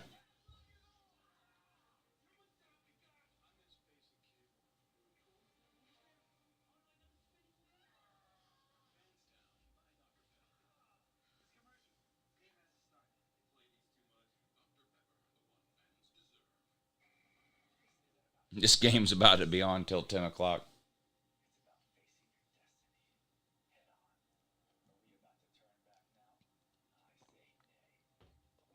Well, I just hope it's over. I hope it's over by 8 o'clock when the other two games come on. What I hope.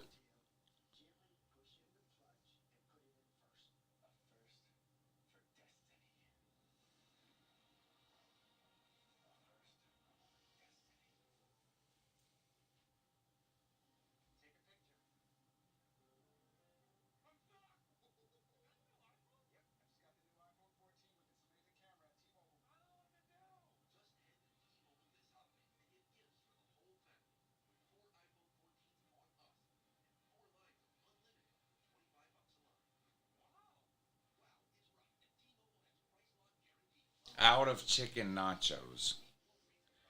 Fuck.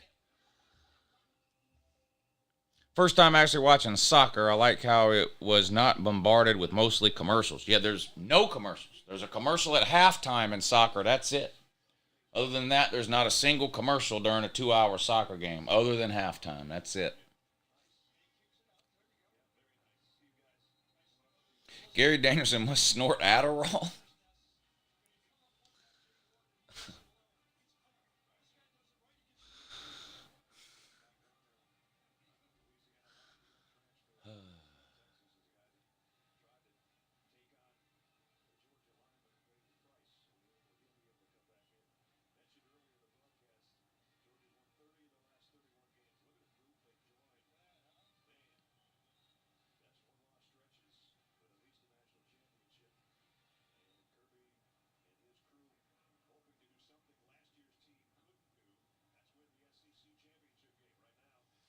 2nd and 11 for the Dogs on their own 23.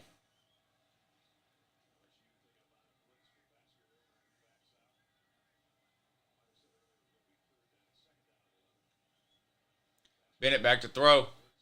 Steps up in the pocket, gets rid of it, incomplete. Intended for Marcus Rosemy-Jack Saint. 3rd and 11 coming up. Good coverage by LSU.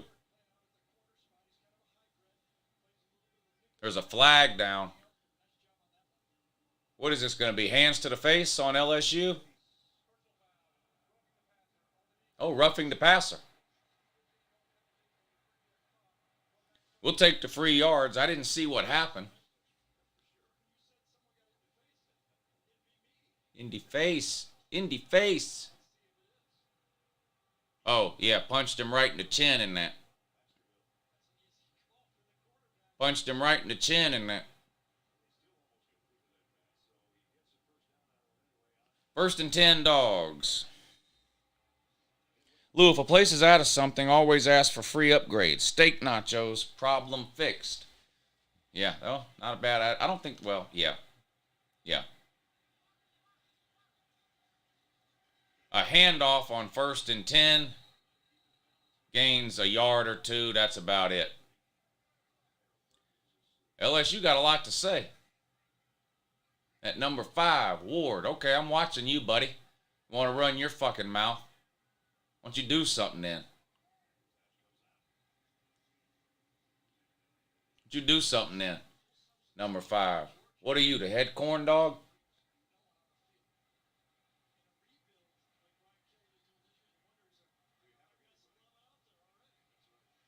Second and 8, 4 wide, but no A.D. Mitchell. Bennett, play action pass. Going deep. Overthrown by 5 yards.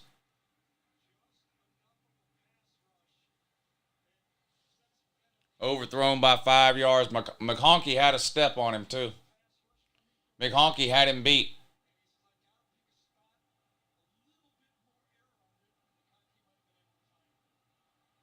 Third and 8.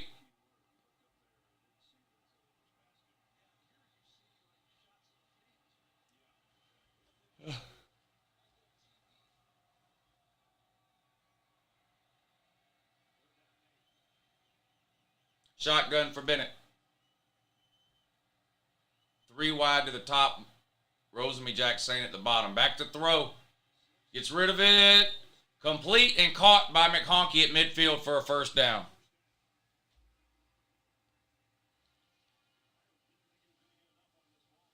Blaylock sighting.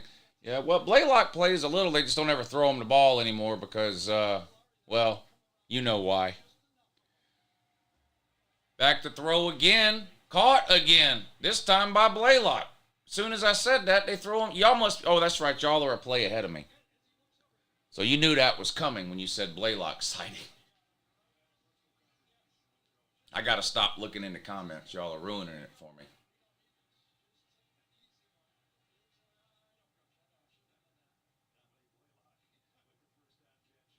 I don't know if it'll do on this one.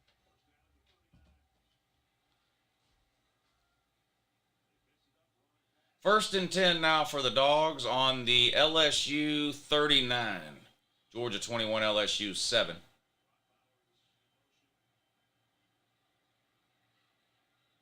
Kendall Milton only picks up a couple of yards on the ground that time.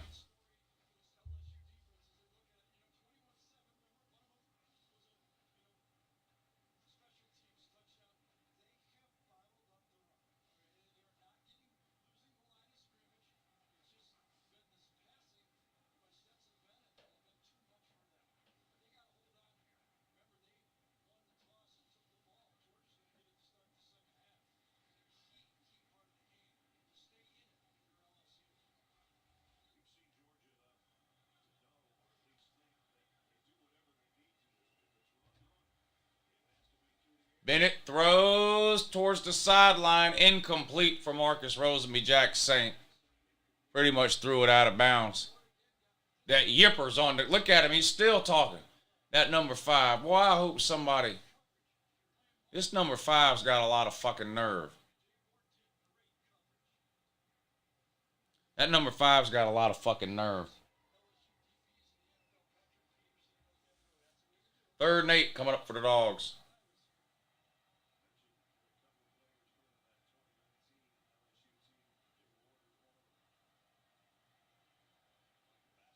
Bennett in a shotgun. McIntosh back there with him. I see Blaylock out wide. McConkey. Bennett throws over the middle. Caught by Blaylock again. 1st down, Dogs. Threw it behind him, but Blaylock made a good catch.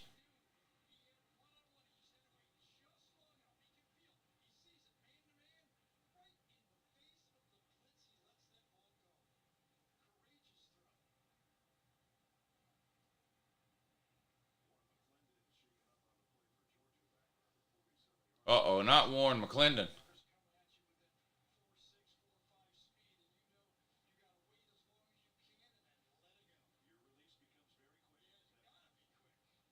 I hope he's all right. Warren McClendon's down. I hope he's okay.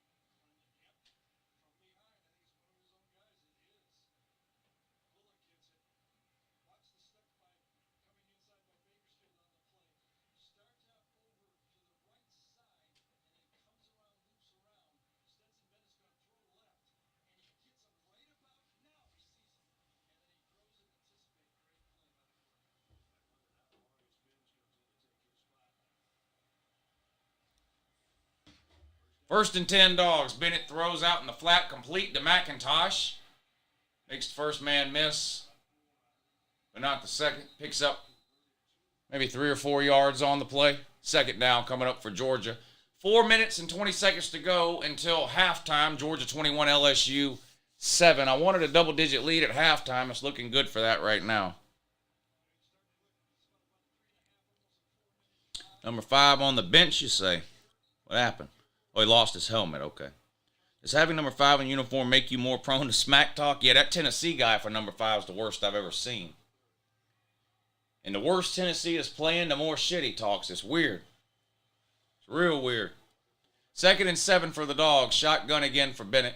Looks like McIntosh still back there with him. McConkey in motion. Play action pass. Bennett looking downfield.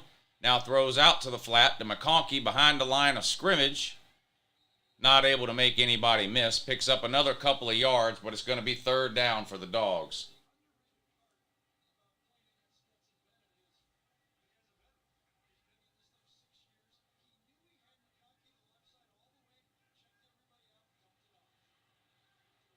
Third and 3. Another hitch pass. Caught by Brock Bowers and gets the 1st down.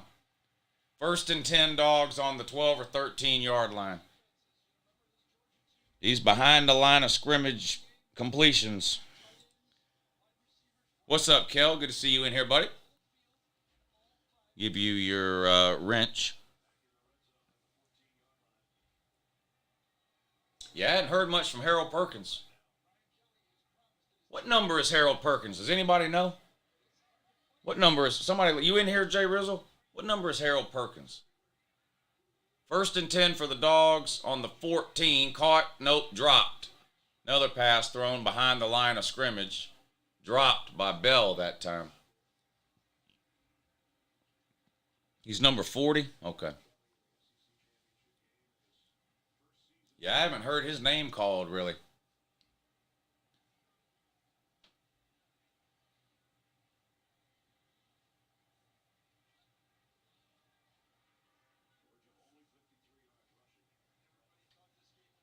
Second and 10, Dogs.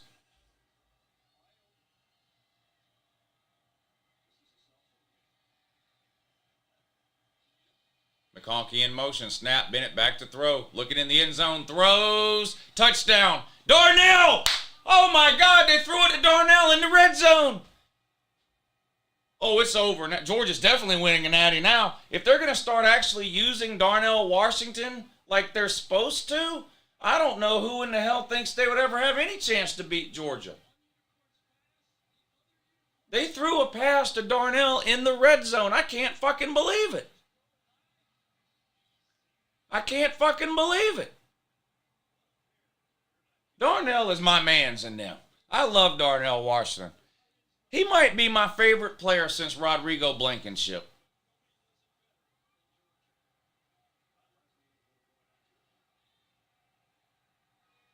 $28-7, Dogs on top. 2:48 to go until halftime. LSU got the ball to start the game too, right? Am I remembering that right? Didn't LSU get the ball first? So Georgia will get the ball in the third quarter. Ohio State man running around saying they'll beat Georgia. Yeah, well, they ran around saying they were going to beat Michigan too.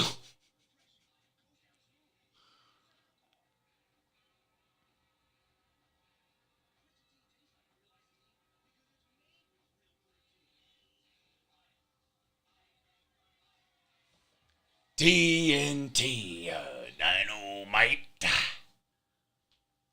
Man, the Uber later, did she drive to a farm to find a chicken?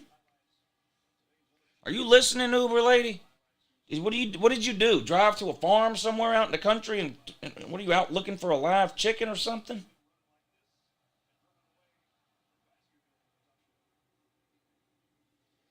Kickoff goes into the end zone for a touchback.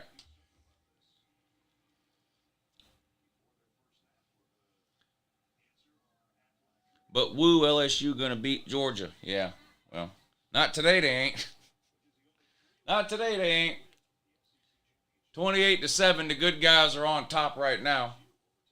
2:48 to go. LSU got to be careful here. If they go 3 and out, shit, you can let Georgia score again, one.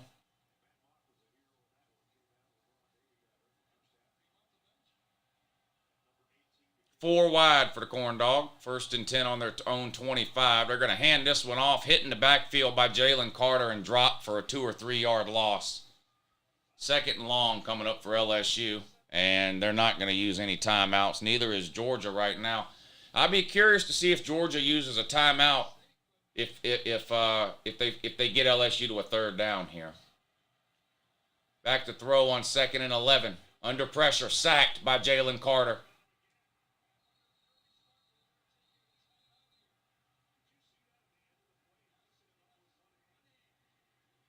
Jalen Carter just lifted Jaden Daniels up in the air with one arm.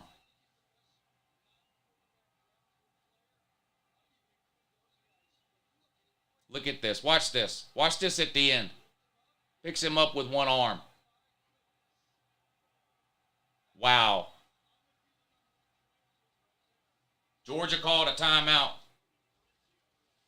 Jaden Daniels is hurt.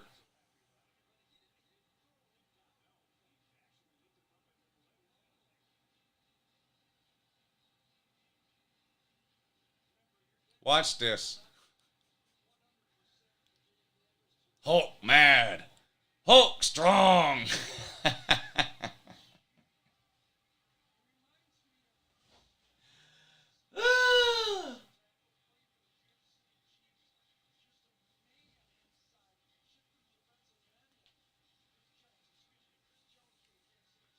Jalen Carter is a grown fucking man. Uh-oh. Jaden Daniels going in the 2 attempt.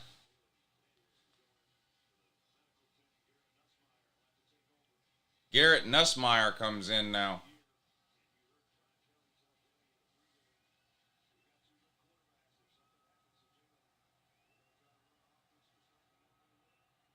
Third and 16. 2:11 to go until halftime. Georgia 28, LSU 7. Garrett Nussmeier in at QB, back to throw. Steps up in the pocket, throws over the middle, almost intercepted by Christopher Smith.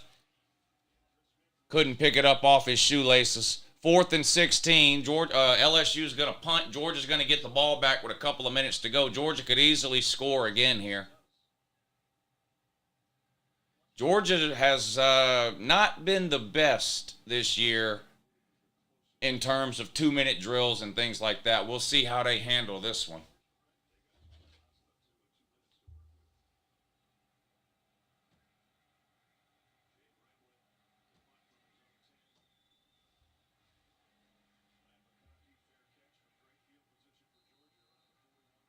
Uber ladies here.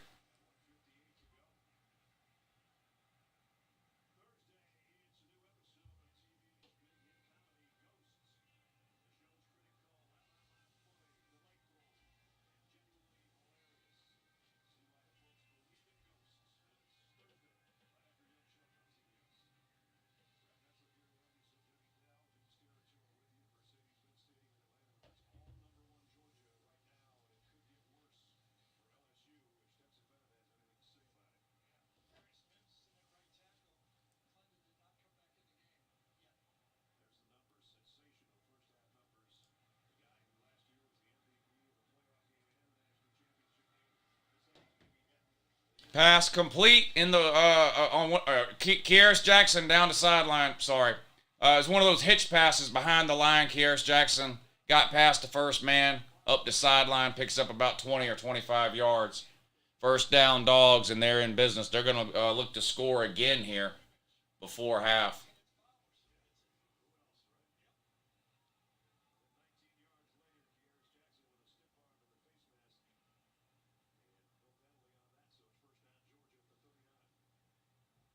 Already up on the 39 now. 1:50 to go. Georgia's got 2 timeouts left, so plenty of time.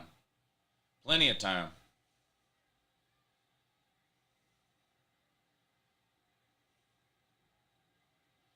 Four wide again. Shotgun for Bennett. Hands off to Dejon Edwards. Has a hole. 30.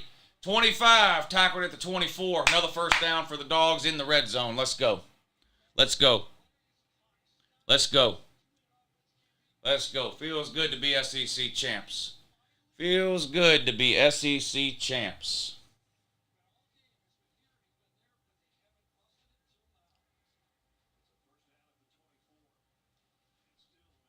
Okay, so it's not technically halftime yet, but does it really matter?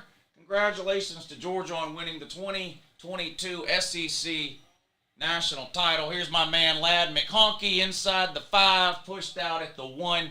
Georgia's up 28-7 with 1:13 to go in the second quarter, and Ladd McConkey just blew his knee out. Now this is going to be bad.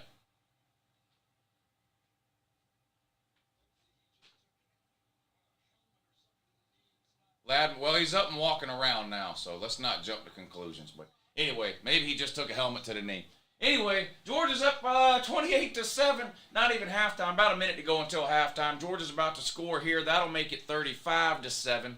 And Georgia gets the ball to start the third quarter. I would like to congratulate LSU for trying hard. Very impressive effort on the part of LSU. I thought they tried as hard as they possibly could. And let's be real. When it comes to LSU, no matter how bad you think they are, and they're pretty bad, they're still a family. Family. Shout out to Brian Kelly for improving to 0-3 against Georgia in his career as well. Georgia just dominating here. LSU had the one good drive where they hit a couple of big passes and scored a touchdown, but other than that, haven't been able to get anything going offensively. Georgia has a special teams touchdown. They've got a turnover on defense that led to a touchdown.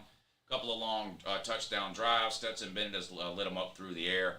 You'll see a lot of Georgia running the ball in the second half, most likely would be my guess. Georgia likes to get out to these leads and then kind of play keep away. First and goal now for the Dogs. Let's see what they can do here. Dejon Edwards, not even going to get back to the line of scrimmage.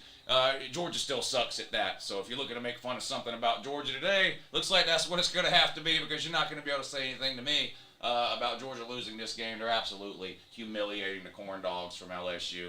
36 seconds to go now, second and goal. Looks like Georgia's going to call a timeout here. How about that touchdown pass Darnell Washington had? It's amazing what happens when you throw the ball to Darnell Washington in the red zone. What is that, his third touchdown of his career? He's been there 3 years. They don't ever throw the ball to him in the red zone. But they threw it to him today, and what do you know? Resulted in a touchdown. But yeah, like I said, LSU just severely outmatched here. Doesn't mean LSU's not the best team in the SEC West. Of course they are. The problem is being the best team in the SEC West is like being like the piece of shit that stinks the least or something. It's just the SEC West just isn't any good this year. I've been over it a dozen times, but you got the two Mississippi teams. They're 500 teams. Texas A&M's the worst team in the SEC regardless of division. Auburn is circling the drain for a couple of years in a row now. They just fired their coach.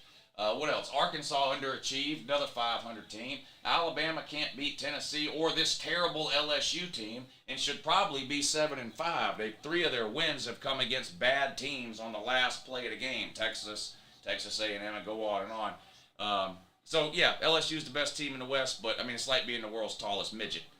You really bragging about that? Here we go.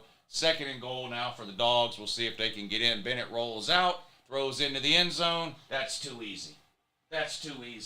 35-7, good guys on top. We still got 32 seconds to go until halftime, and like I said, Georgia gets the ball to start the third quarter. This is going to be the worst beatdown in SEC championship game history. I think right now the worst loss in SEC championship game history was the year South Carolina won the East and got humiliated by Auburn. Was that 2010? I think that's the worst beatdown in SEC championship game history. This is about to surpass that. Brian Kelly's going to improve to like 0-9 in major postseason games. The guy, what is he? He's like 0-6 or 0-7 in BCS or New Year's Six games. He's 0-1 in conference championship games because you remember Notre Dame made the conference championship game in the ACC during the COVID year of 2020 and got blown out by Clemson. Now he's 0-2 in conference championship game because Georgia is bending him over on national television in front of God and baby Jesus and everyone else and absolutely just raw corn dogging the shit out of him. It's been rough to watch for the corn dog fan of that, I'm pretty certain. Alabama fans still crying because they think they're getting into playoffs. Why in the world Alabama fans would want to sneak into the playoffs at the 4 spot and have to take on this man, Staquavius Bennett and Kirby Smart, is beyond. I mean, do you have any idea what this Georgia team would do to you? I mean, it would be ugly. I'm talking ugly. So I don't even know why you really want to get in. It's either going to be TCU or Ohio State that gets bitch slapped in round 1 of the playoffs by this Georgia team. 32 seconds to go. I'm going to keep going. I'm going to keep talking shit here until it's actually halftime of this game. 35-7, 32 seconds to go. Georgia's about to kick things off. Tulane and Central Florida playing too. If you're looking for a decent game to watch that might actually be worth watching in the fourth quarter, Tulane and UCF would be your best bet because this game was over before it started, this Georgia and LSU game. The reality is Georgia's the best team on the planet. They were the best team on the planet in week 1 when they beat Oregon 49-3, and they're the best team on the planet today when they're beating the absolute bejesus out of LSU, and they've been the best team on the planet every single week in between. No matter how much you idiots typed about Missouri, Georgia was still the best team in the country. Y'all were busy typing about Georgia and Missouri while getting blown out by Michigan. Fucking idiot. Ohio State. You want to talk about a group of people that's dumber than a drawer of dead batteries. Ohio State fans. These people wouldn't understand football if it walked up to them and dick slapped them in the tooth. They wouldn't. They don't have a fucking clue what they're talking about. But I'm going to spend the next 3 weeks educating them, though. Well, if they're the 4 team, whoever gets the 4 team is going to get it from Uncle Lou for 3 weeks. And even if it's not LSU, I may set aside some time to educate, or even if it's not Ohio State, I may set aside some time to educate the Ohio State man during the month of December anyway, because I feel bad for him. I think if I make videos, are any of y'all like, I need to ask an accountant. I'll have to ask my accountant. If I take time on video to educate mentally retarded Ohio State fans who don't understand football, if I take time on video to do that, can I write that off on my taxes as a charitable donation? Probably. Why are they making Jaden Daniels continue to play? Georgia has done humiliated this man. Jalen Carter picked him up with one friggin' arm and just held him up in the air until the referee felt so sorry for him he blew the whistle. Why do they keep sending him out here? Just play Garrett Nussmeier. It never mattered who started this game. You weren't going to win. But this is, look, I want Georgia to win, and they're going to win, but I don't enjoy seeing this. You're sending this guy out here on one wheel. There's not a quarterback in America who can do anything against Georgia with both legs work. And you're making this guy, look at this guy, he can barely move. I mean, he's under pressure every single time he drops back to attempt to throw the ball. Look how they're just picking him up. They're just abusing. This is like what Jalen Carter is doing to Jaden Daniels, honestly, is child abuse. It's child abuse. Jaden Daniels shotgun on 2nd and 1, back to throw. Throws complete, takes a big hit, and goes down. 14 seconds to go. Maybe LSU sneak in a field goal here before halftime. Some sympathy points by UGA. UGA is playing a soft shell here, just doesn't want to give up a big one. LSU spikes the ball. They have one timeout left, but they spiked the ball there. 2nd and 10, 10 seconds to go. They're probably already in field goal range. I don't know. Is LSU's field goal kicker as shitty as the rest of their players are? They might not be in field goal range. I don't know. The last time they tried a field goal in this game, it didn't work out too fucking well. It got blocked. LSU players stood around with their entire fists up their asshole while the Georgia special teams unit picked the ball up off the ground and ran it 75 yards for a touchdown. How'd that work out? Worked out good for Georgia. 2nd and 10 now for the Corn Dog. On the 35, Jaden Daniels in a shotgun, back to throw. Complete underneath again to the 24. Georgia willing to give up these short ones here. 6 seconds to go. LSU, I'm assuming, is going to use their last timeout and now attempt a field goal here. 6 seconds to go. Well, they better get one of them Walmart motorized carts out here for Jaden Daniels. I'm not making fun of his injury, but the guy can't get around. I don't know why they still have him in the game. If he comes out in the third quarter, he's liable not to make it out of this thing alive. I mean, Georgia's only rushing 3 right now and just sitting back in a safe zone to prevent a touchdown here. They're willing to give up 3 points, but that's not going to be the case in the third quarter. Georgia's in this end-of-half defense that these teams like to run. Here comes the field goal attempt by some guy. Looks like he's about 7 years old. What's his name? Ramos? Yeah, good luck, Ramos. With a name like Ramos, you ought to be able to make some kicks, shouldn't you? Yeah, you should. 1st and 10, now Georgia calls it. I hate this shit, man. Georgia's going to call a timeout here to ice the kicker. You don't need to ice this guy. He iced him himself last time when he got the kick blocked and Georgia ran it back for a touchdown. But you got to do everything to delay these games as much as you can. The advertisers are in cahoots, of course, with these TV networks. You got to run as many fucking commercials as humanly possible here.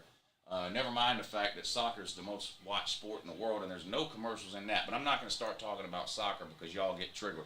Now they got Jaden Daniels to go ahead. They're getting an early start in the locker room. I don't know what kind of shot they're going to give him to heal that ankle up. I hope he'll be okay, though. I hope he can play in the second half and he'll be okay. Maybe they can retape his ankle or give him some kind of a shot or something. I don't know, but I feel bad watching him limp around out there against this defense. It really feels like he's going to end up getting himself even more hurt than he already is.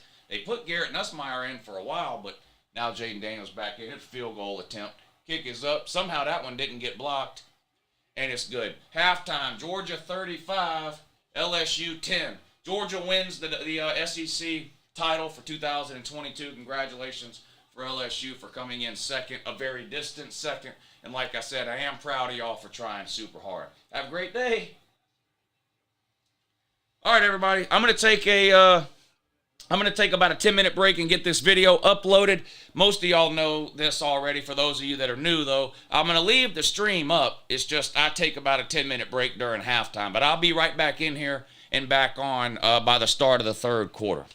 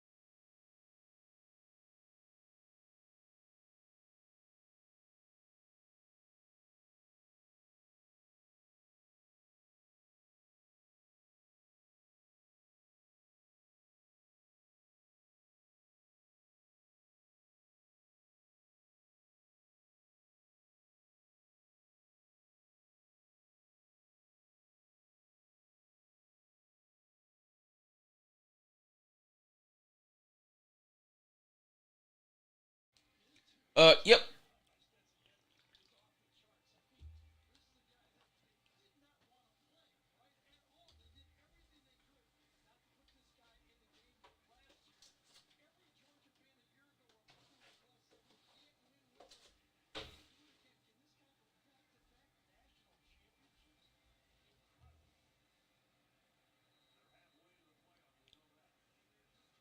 Are people still saying Bama's getting it? Dude, Bama's not getting in.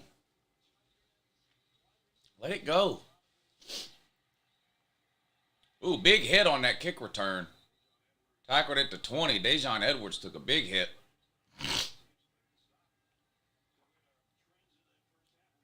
Tulane is all over Central Florida, 24-7.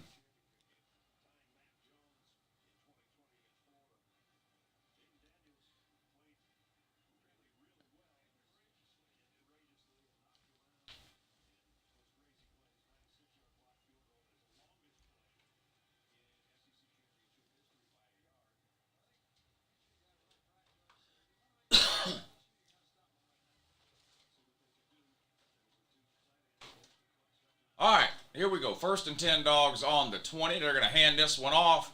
Kenny Mack gets to the edge, stiff arms a man, pushed out of bounds after a gain of about 8 or 9. 2nd and short for the dogs.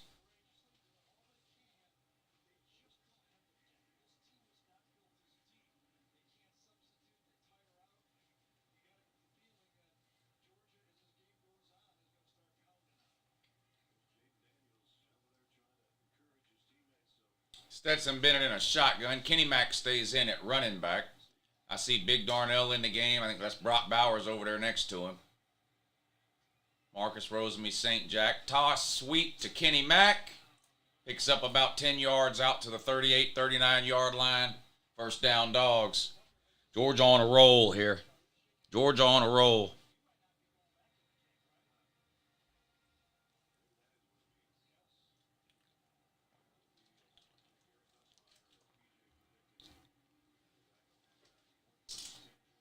Bennett throws complete on a slant route to Marcus Rosemy Jack Saint. Good for about 13. 1st and 10 dogs.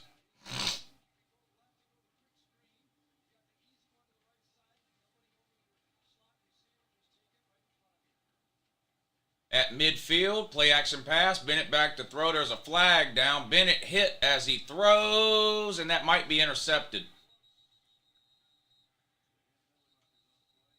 I don't know, that might have been an interception. I don't know if it hit the ground or not, but it was a flag right when the ball was snapped. So it's either going to be a false start or offsides.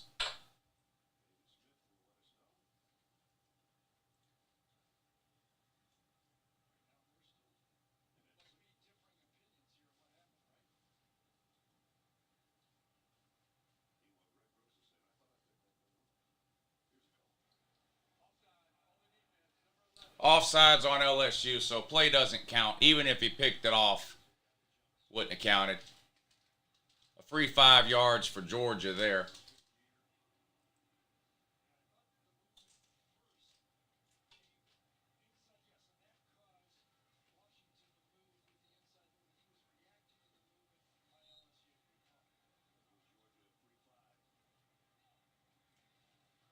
First and 5 dogs. Kenny Mack in the game. Stetson in a shotgun.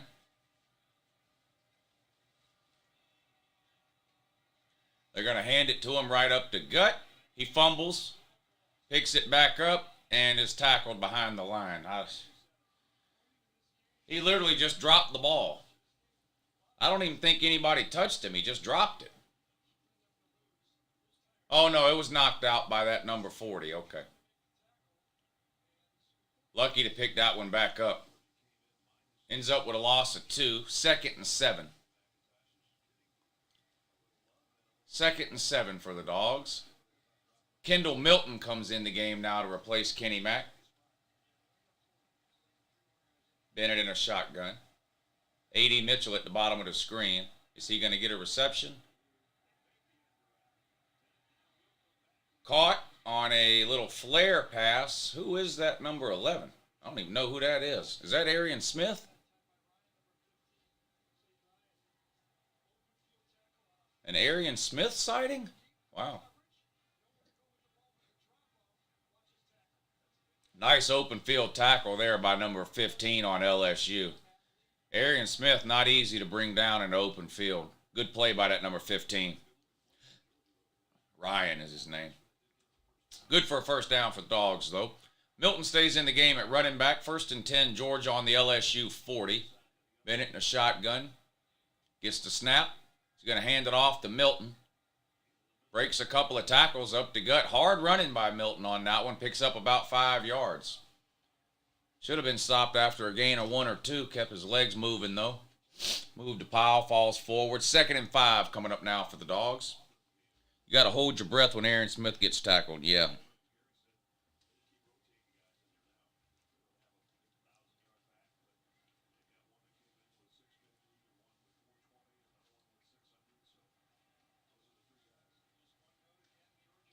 Second and 5 on the 35. Bennett's in a shotgun, standing on his own 40. Fumble. LSU got it that time. I don't know what happened there. Miscommunication between Bennett and Milton or something.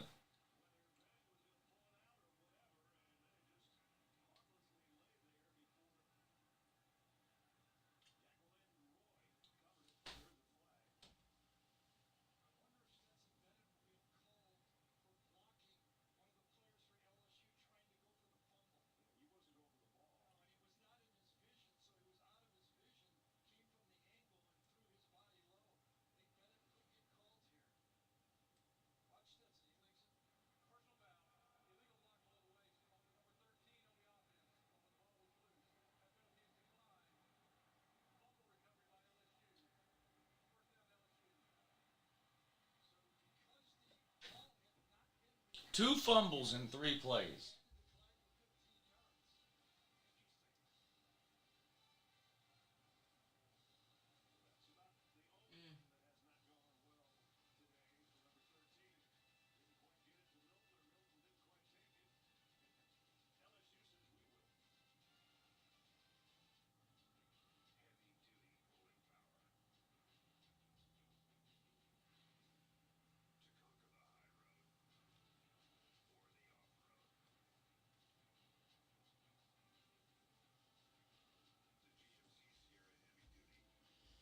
Couldn't go one game without a turnover. Yeah, we do have a serious turnover problem. Lou, what's that patch on your shirt say? It's a SEC championship game shirt, so it's a ticket stub. It's a smaller version of that picture.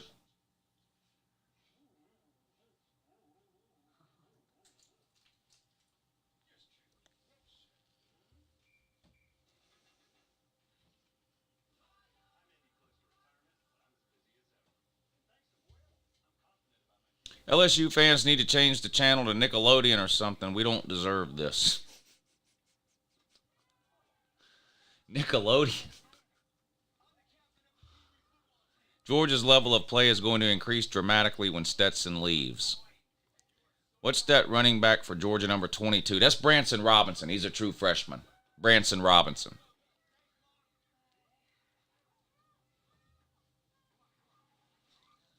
Yeah, he's already paid me. He's already he sent me the money, but I wouldn't make a bet like that. When I make a bet with people, they have to pay me the money ahead of time. And then if I lose the bet, I send them back their money plus whatever I owe them.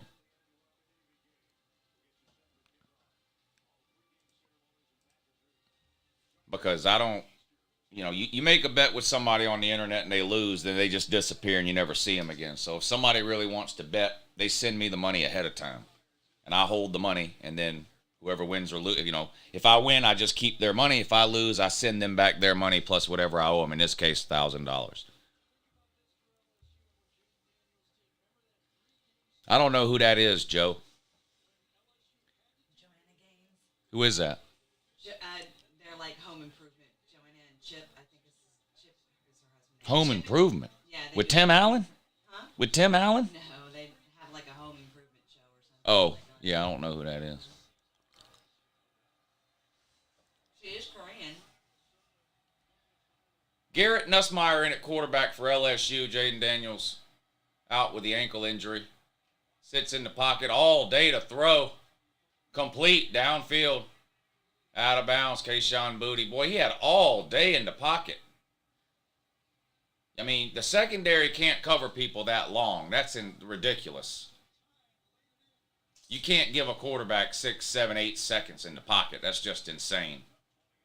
1st and 10 for LSU. On the ground this time. Picks up 3 or 4 yards. It's going to be 2nd and about 7.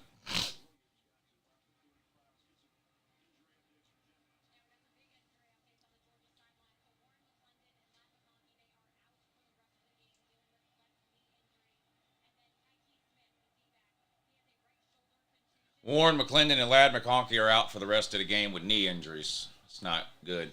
Going deep. Touchdown, LSU. Went for the interception, came up short. Went for the interception and came up short.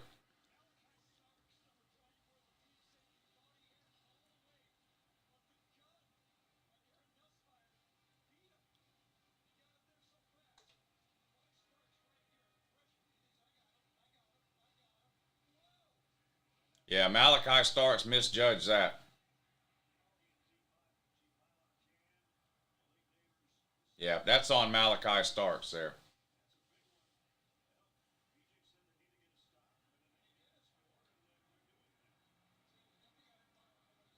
Extra point is good. Georgia 35, LSU 17.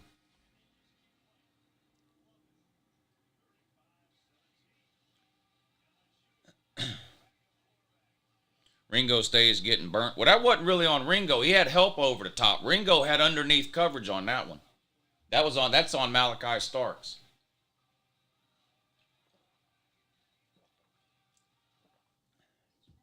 Ringo had the underneath on that one.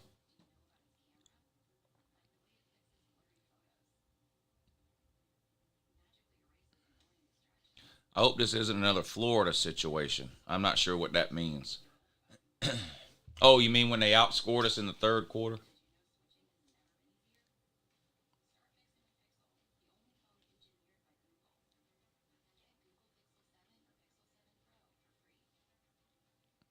Yeah, I'm not gonna work myself up. I mean, LSU's not winning this game. I'm not gonna work myself up. I don't really care what they do the rest of the game.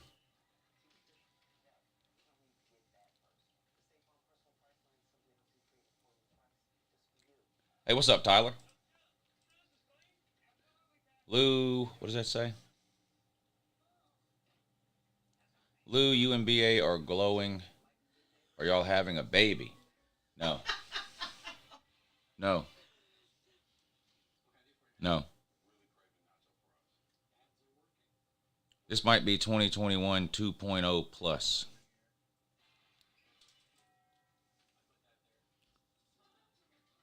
Hopefully Kyle Shanahan isn't in the stadium. I don't know what that means either. Lou, we will send baby gifts. Yeah, you do that. Be looking forward to it.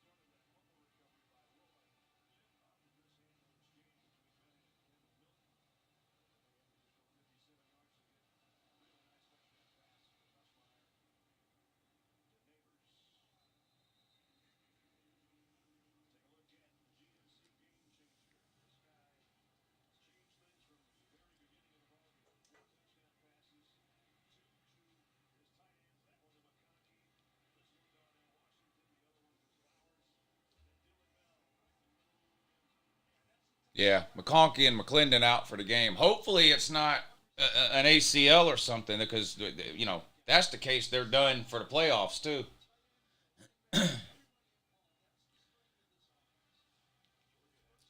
Dejon Edwards in the game at tailback now for UGA. 1st and 10 for the Dogs. Looks like Bennett's going to be under center this time. 1st and 10 on the 25. Hand off to Dejon Edwards right up the gut for 4, maybe 5 yards. It's going to be 2nd and about 5 or 6.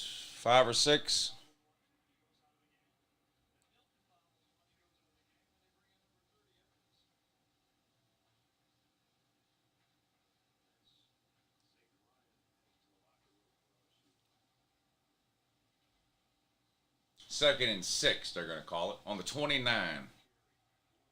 Shotgun this time, 4 wide for Stetson. Dejon still in the game at running back. They're going to hand him the ball on a counter. Close to a 1st down. He's going to be a couple of yards short, though. 3rd and 2 coming up for the Dogs.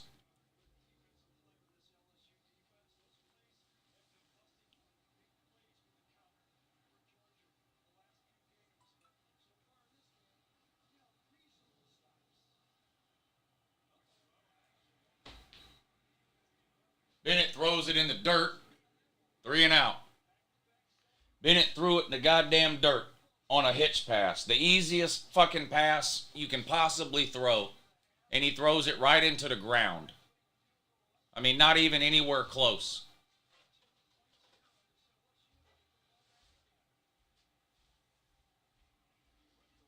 Pitiful.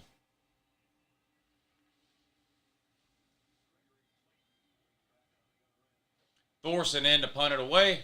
Gets the kickoff. Fair catch called and made at the 26-yard line for LSU. Corn Dogs will take over right there, 1st and 10.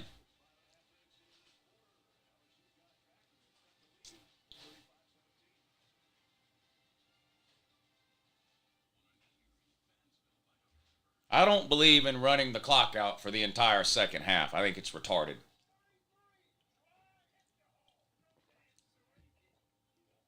Play the same brand of football that gave you a 35-10 lead is what you should be doing in the 3rd quarter. Not running the clock, not attempting to run the clock out or whatever y'all are saying in the comments. It's ridiculous. You don't run the clock out with 30 minutes to go. Unless you're Georgia and Kirby Smart, Captain Conservative.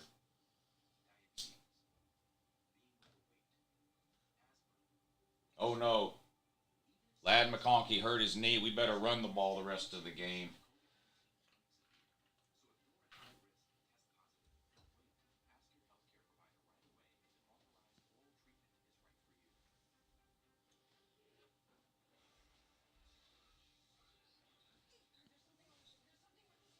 You all right? Yeah, I'm getting comfortable.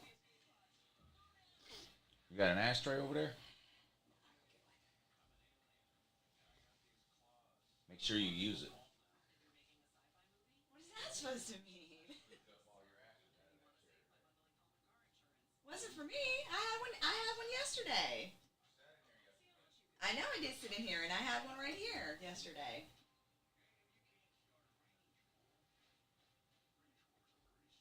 You burn a hole in my chairs. I didn't. I swear I didn't. Yes, you didn't burn a hole, but there was ashes all right there where you're sitting right now. It wasn't me. Okay. Well, I'm not saying it was you, but I'm just saying use the ashtray. Your ash don't need to be this long on a cigarette. You know what I mean? Yes, sir. My mom used to do that, drive me up the guy. My mom smoked a whole cigarette without ashing once. The damn I don't know ash how be, anybody the does ash that. be this long. It's like that lady from The Shining. Yeah.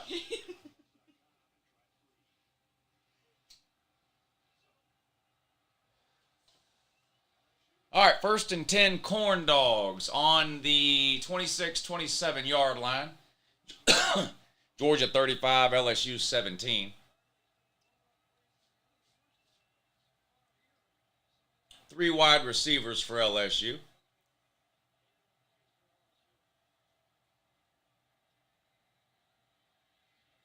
Looking to go deep again. Caught. Malachi Starks and Keely Ringo again.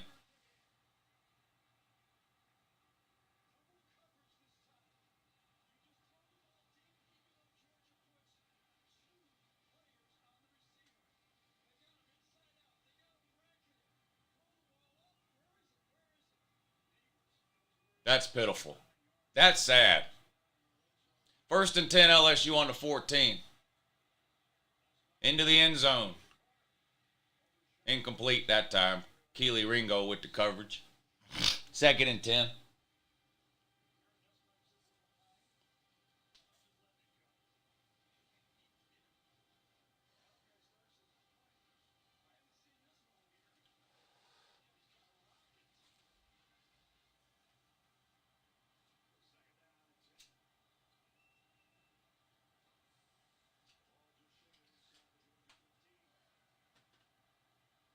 (24-14), Tulane up on Central Florida. 18 seconds to go in the third quarter. Tulane getting ready to punt it away.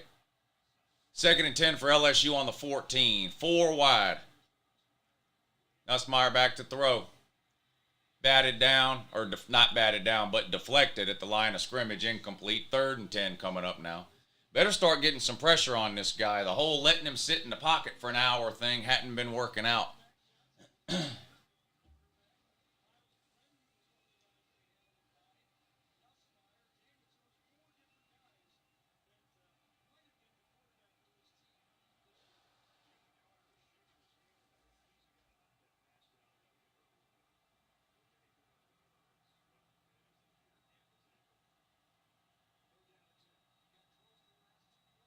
3rd and 10 on the 14. 8:49 to go in the third quarter. Play clock winding down. They get it off just in time. Under pressure, gets rid of it. Caught. And can't tackle the man. I think he ended up getting the first down. Should have been 2 or 3 yards short. Georgia brought pressure that time, but Nussmeier got rid of it.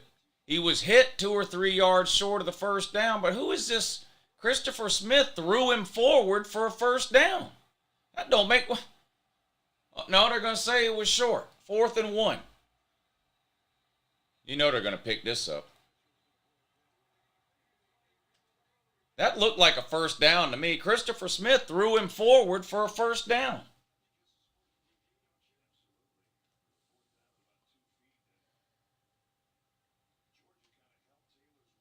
I don't know what Christopher Smith was doing there. If you're going to throw a guy, throw him backwards, not forwards. That didn't make no sense. That didn't make no sense. Y'all might be right. This is going to be the Florida game where we just don't play any in the third quarter.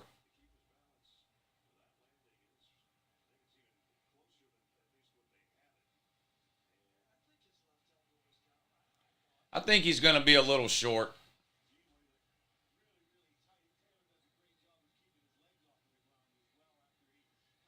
I think he's going to be a little short. But I'm sure they'll get it. Even if they're short, they'll get it. They'll get the first down. Hell, they'll score a touchdown.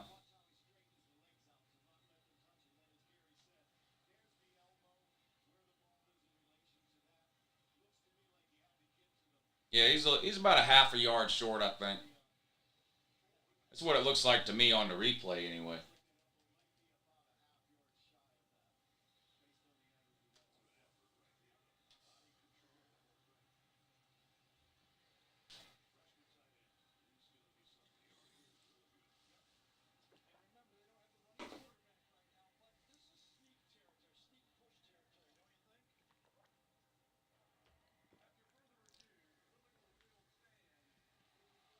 Fourth and about half a foot coming up. I'm sure they'll get it.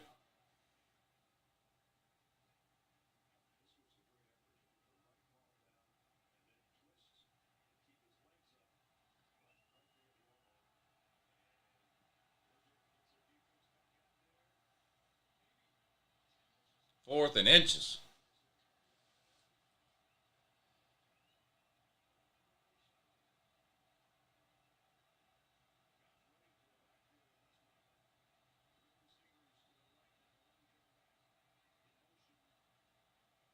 Handoff right up the gut. Didn't get it. Not even close. Turnover on downs. That's surprise. I'm surprised. I'm surprised. Nice play by the Georgia defense there. I thought they would give that up.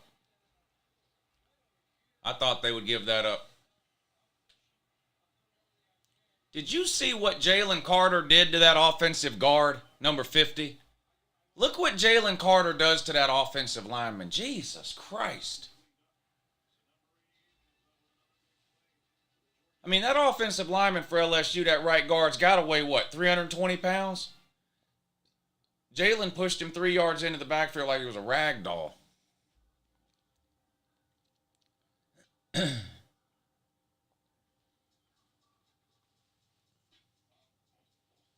TriStar, post those laughy face emojis again. 100 of them like you did a minute ago. Fucking clown.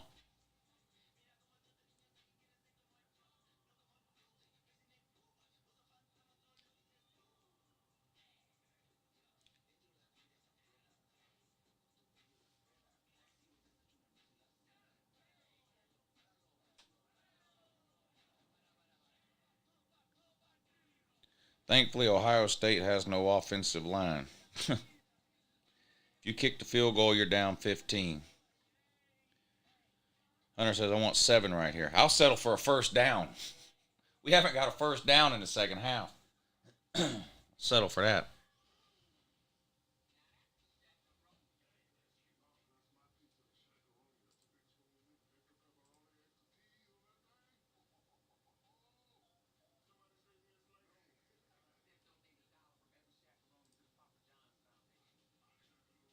Who the hell?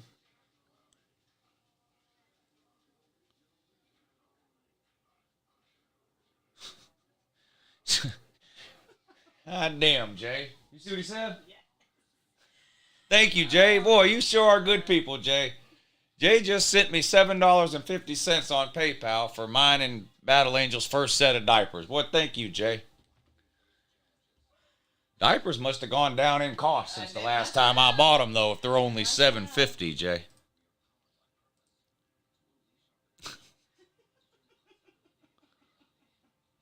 Asshole. You're an asshole.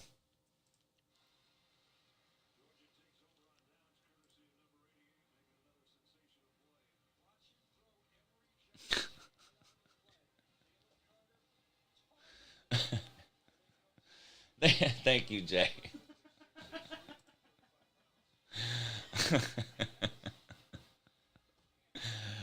Oh, boy.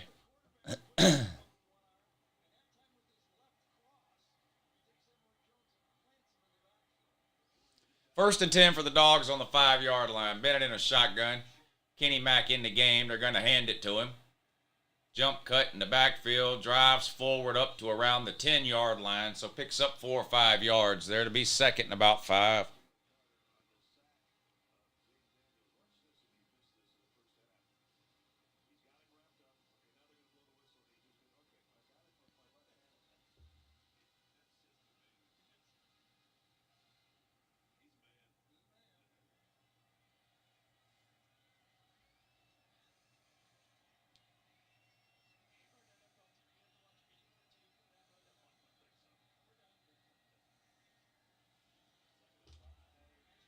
Second and 5 goes nowhere. Tackled in the backfield for a loss of a couple of yards. Run, pass.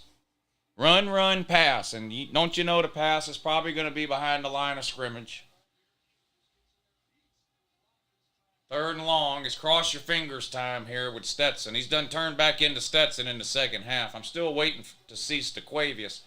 Staquavius played in the first half. They got Stetson in the game now. 3rd and 6.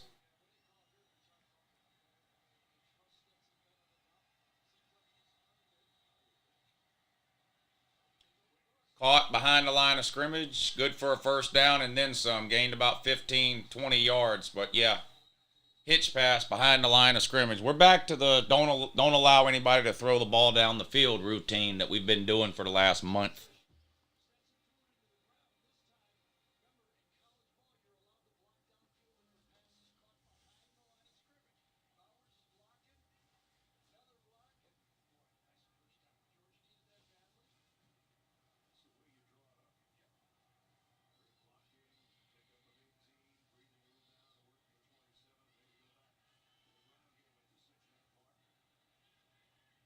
Handoff on 1st and 10.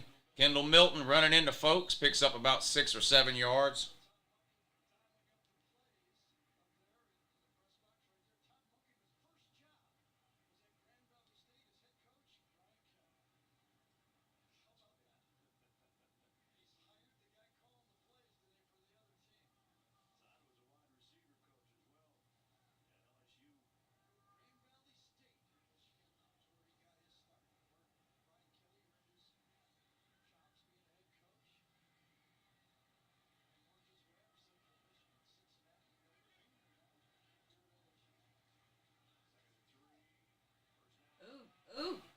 Big run. Kendall Milton. Ooh. Look at that. Good for Kendall Milton getting him a big run. He doesn't have that speed, though, does he? He doesn't have that speed. You think about some of the backs we've had in the past. Obviously, Todd Gurley, but yeah, Nick Chubb, Sony Michel, DeAndre Swift, any of those guys, that's a touchdown.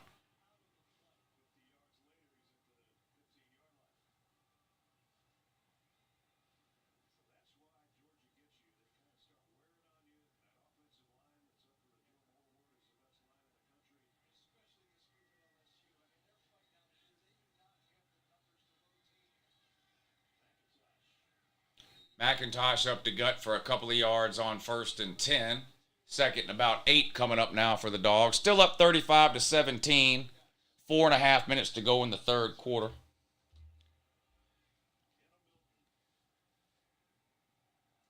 Cook might have even scored on that. Oh, yeah, James Cook would have been gone on that one. It's not a knock on Kendall Milton. It's just he doesn't have that extra gear that some of the truly elite backs have. 2nd and 6 now for the Dogs.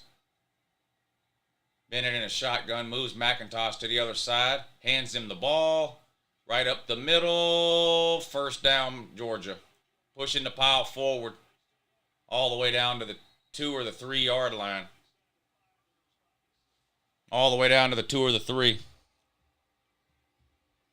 Jay says, by the way, I've never bought or priced out diapers. # no babies mamas. That you know of. That you know of, yeah. Yeah, that you know of. Yeah, hey, Jay, I ain't gonna lie, man. It would not surprise me at all if you had 3 or 4 bastard kids running around somewhere, man. I ain't gonna be honest with you. Touchdown, Georgia. Touchdown, Georgia. Boy, hey, would you be the least bit surprised if you turned on Maury Povich tomorrow and Jay Shipes was on there? Absolutely. I would not be surprised in the least, Jay. Not. Much traveling around as you do too. Here today, gone tomorrow. Shit. Mm-hmm. Yeah, you might have some leftovers all over the place, man.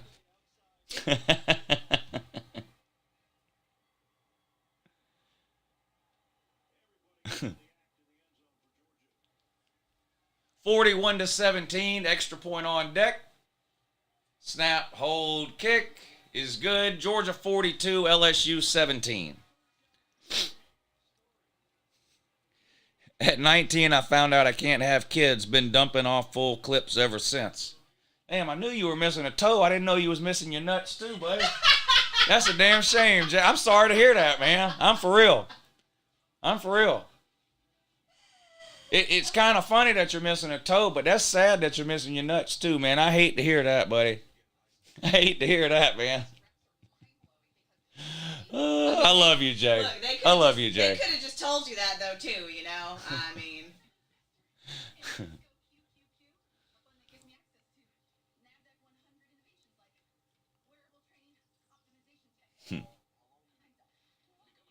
Someone said Jay Snips. Lou, can you explain what Tommy fries are? They're potato wedges covered in 3 different kinds of cheese with ranch dressing and bacon.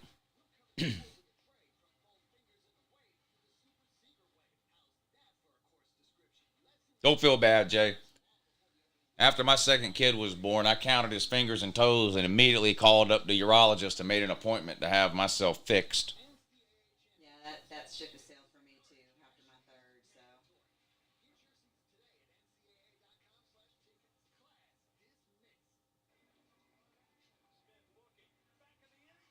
A shriveled up raisin. Damn.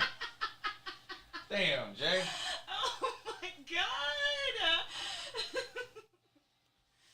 What in the world?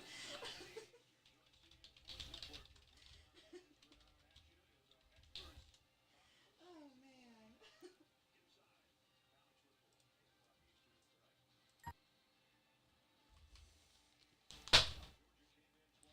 I got some video here y'all might be interested in.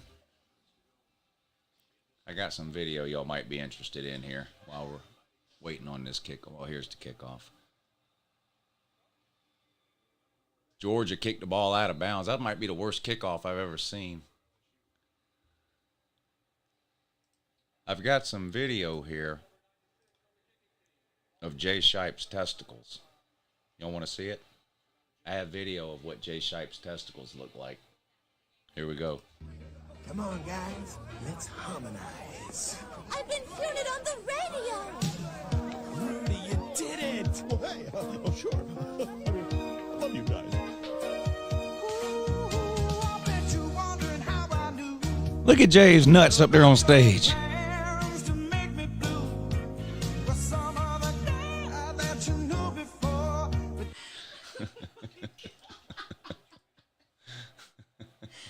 Oh my God! Wow.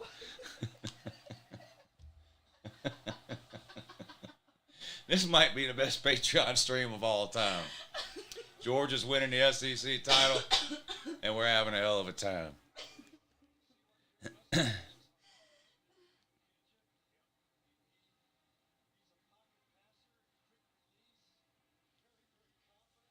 Second and 3 now for the Dogs.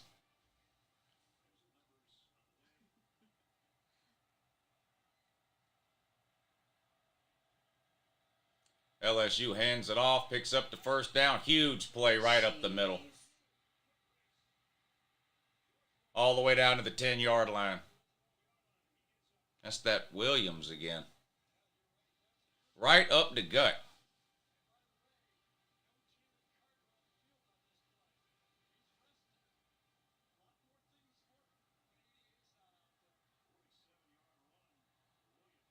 Oh, great. Now Chaz Chambliss is in the game.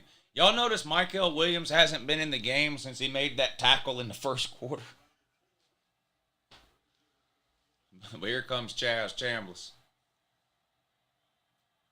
I'd run it right at Chaz Chambliss. That's what I'd do.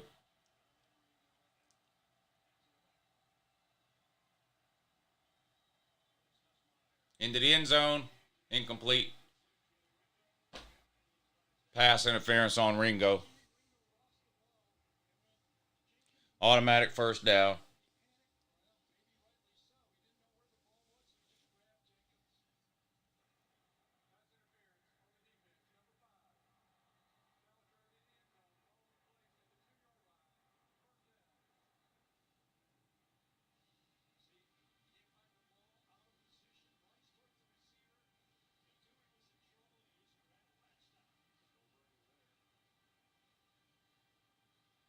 Damn, they're taking his ass out. They took his ass out.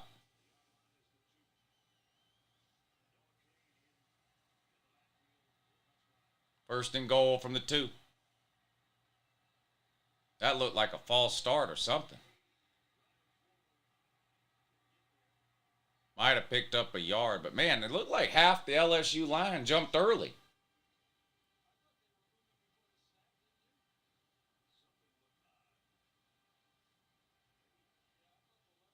They definitely moved early. I don't know why they didn't call that. It's clearly false start. Second and goal. Touchdown Corn Dogs. It's going to be 42 to what? 42 to 24 now.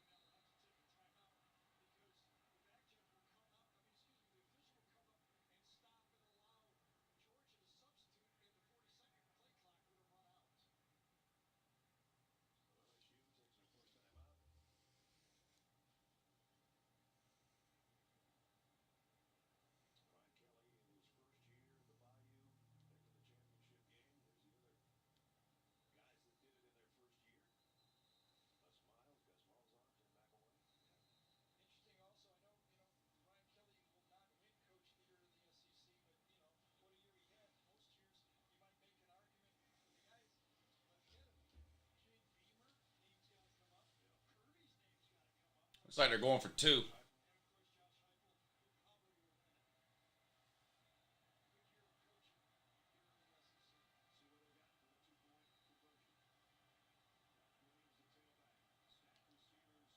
Two-point conversion attempt. 3 wide, shotgun for Nussmeier. Bring a man in motion 4 wide now.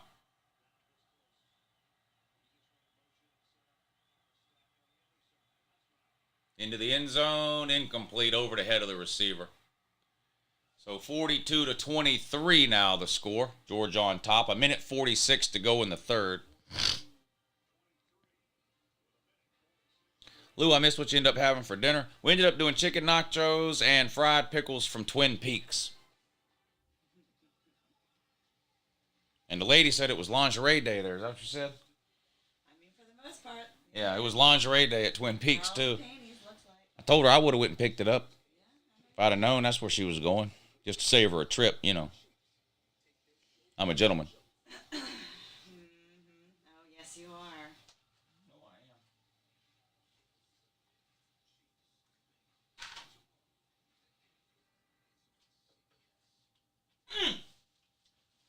Fried pickles are good. Yes, Nate, Twin Peaks. Yeah, Twin Peaks, Nate.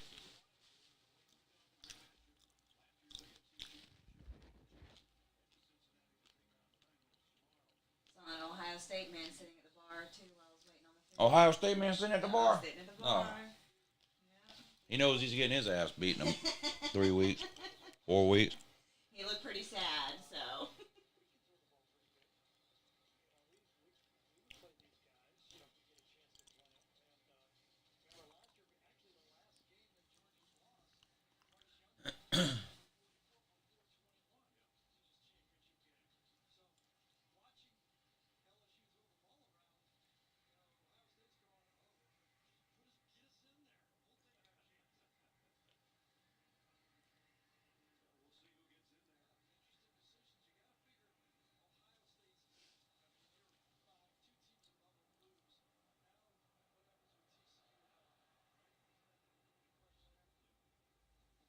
Kickoff goes through the back of the end zone for a touchback. Georgia will take over 1st and 10 on the 25.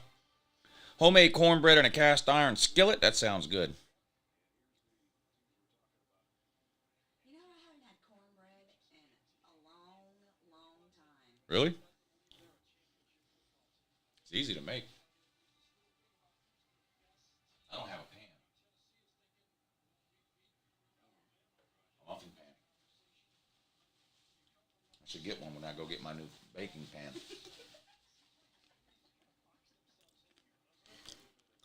Grilled steak, onion rings, and sauteed mushrooms. I don't like sauteed mushrooms.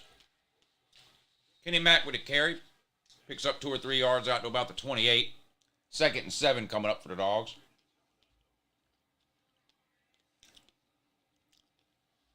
Spread for UJ versus Ohio State. Somewhere between 7 and 10 points probably.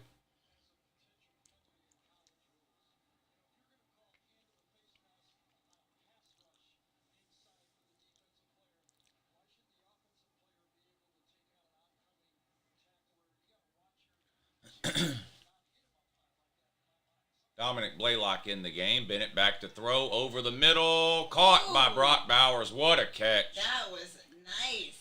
I mean, that was great coverage. You can't cover a man any better than this. Great throw, great catch. Look at that. Great throw and a great catch.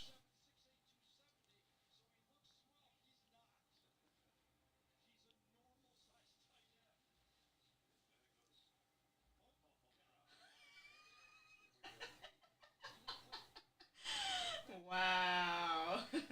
Is he back to Staquavius You now? better Staquavius now, looks like. Out there talking shit and everything. Uh-huh. 1st and 10 at midfield. They're going to hand this one off to Dejon Edwards. Oh, that's a face mask, ain't it? What? Oh, I guess it was a guy had his shirt.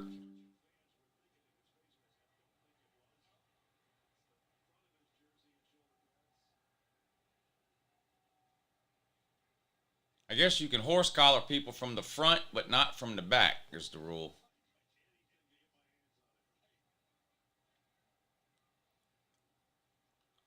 LSU has a player down, Burns.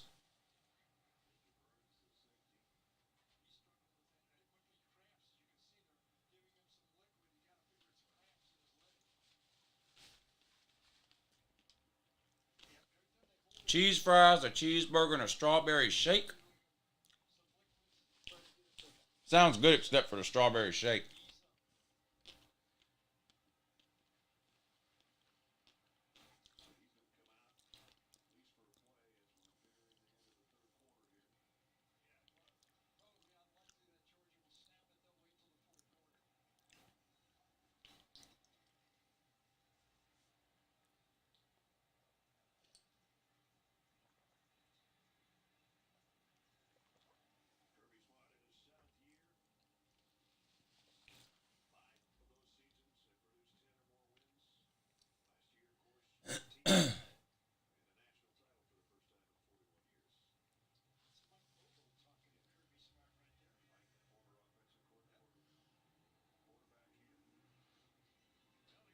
Why is Bobo talking to Kirby? You know Bobo's on the offensive staff.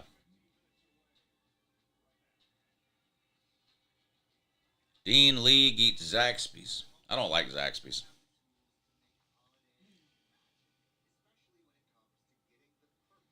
Yeah, I haven't seen much from Perkins today.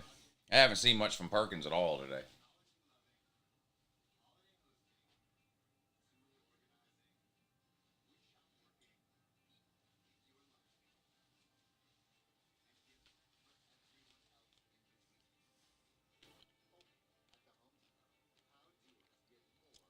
How about some rigatoni, Mortino, Carrabba's? Shit is good.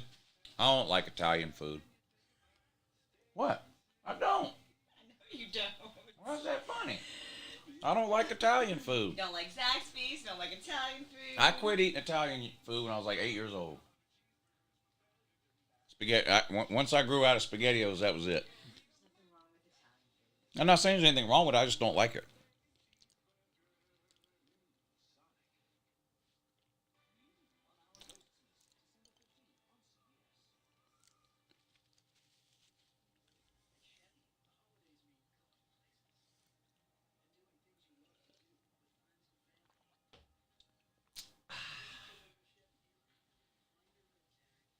Sit my happy ass down for a few minutes.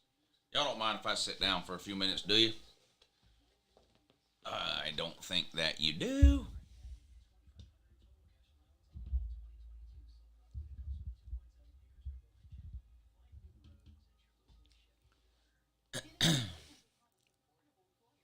All that fussing about Carolina Ale House not having chicken nachos wore you out, huh? Wore me out. All that bitching and moaning. You need to take a seat for these food takes.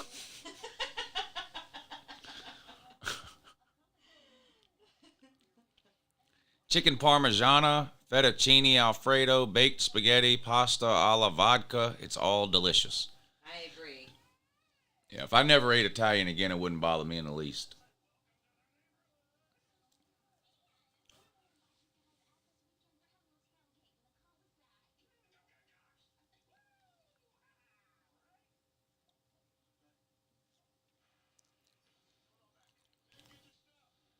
(31-21) Tulane up over Central Florida.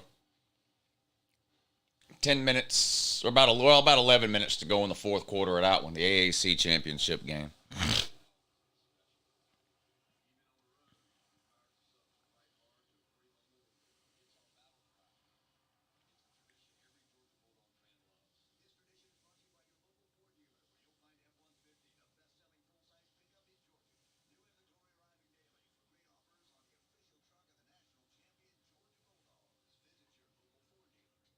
Netherlands should still be in your season is over just for existing. Wow. I'm going to have to put Team USA in there. Gonna have to put Team USA in there.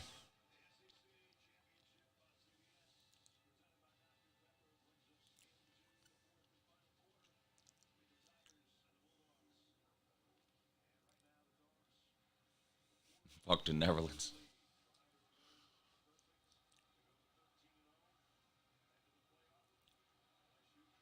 2nd and 2 now for the Dogs on the LSU 41-yard line. Looks like Dajon Edwards in at running back. They hand him the ball. He gets outside. There he goes. 30, 25, 20, 15, down at the 13-yard line. Looked like the play was designed to go up the middle, but there was just nobody on the outside for LSU. Dajon bounced it off tackle and was gone. Off to the races. Picks up about 20, a little over 20 yards, I guess that was. 1st and 10, good guys. Georgia up 42-23, 14 and a half minutes to go in the 4th quarter.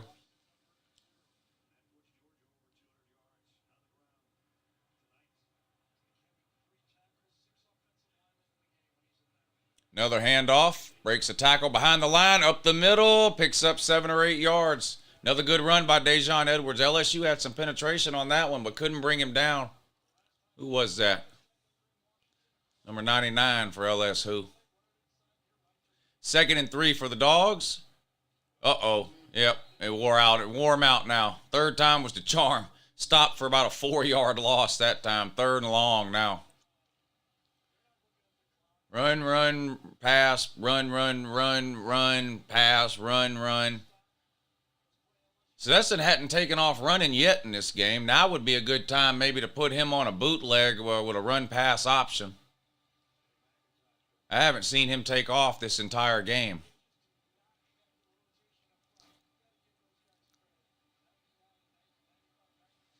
Third and 5. The 8-yard line. Got to get to the 3 for a first down. Toss sweep to McIntosh. Touchdown, untouched into the end zone. Nobody even touched him. Great blocking on the edge by Georgia. Their wide receivers and tight ends. That's going to make it 48-23. Extra point will make it 49.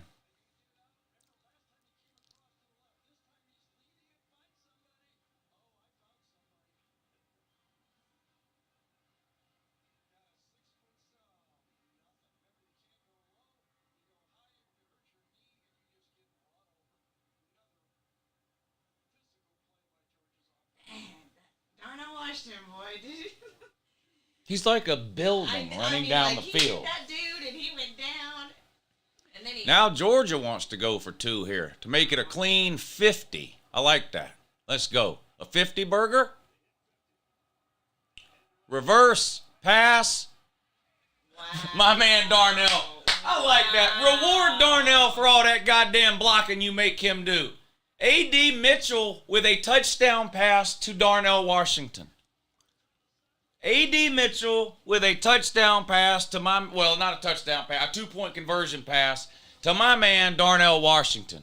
There you go, A.D. Mitchell. Now let's go with it. Let's go. A 50 burger. That's nice. Has anybody ever scored 50 points in an SEC championship game? Let's look and see.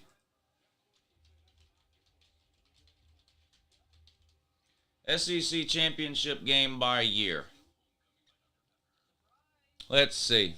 Alabama scored 52 in 2020, and we were told that's the best offense of all time. Alabama scored 54 in 2016. Auburn scored 59 in 2013 against Mizzou. Auburn scored 56 in 2010 against South Carolina.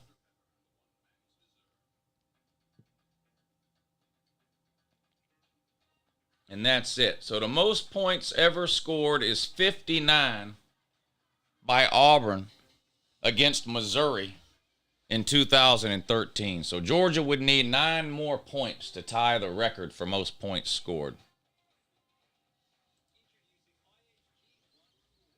Georgia would need 9 more points. Probably not going to get that because Georgia really is going to kill the clock now.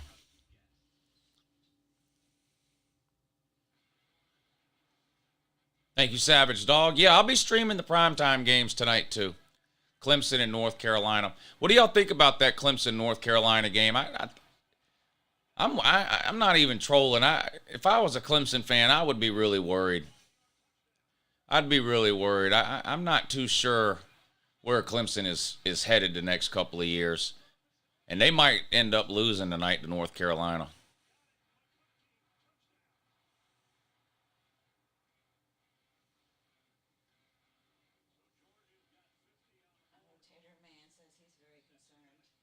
Very concerned, Hoverbilly. Yeah, I don't know. There's just a lot of the defensive talent has gone off to the NFL this year.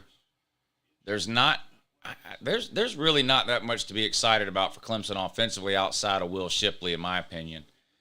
The coordinator situation is a mess, I think, and it doesn't seem like Dabo is going to make any changes, although maybe he will. And then Dabo's attitude just seems bad lately. The comment he made to the fan about, well, maybe I'll just go coach another team or so. I don't know. Just things seem a little shaky for Clemson right now. Now, that's relative to what they've been. I'm not saying Clemson's about to start going 4-8. I just mean, recent history where they're winning 11, 12 games, winning the ACC every year, making the playoffs, all that. It seems like that might be starting to slip away.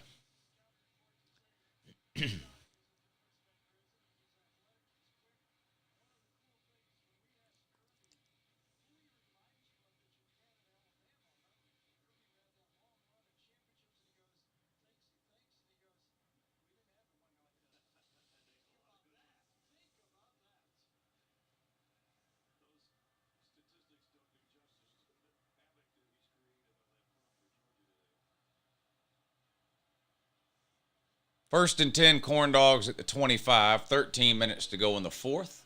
Nussmeier back to throw. Complete on an out route. Good for a first down. Tackled out of bounds.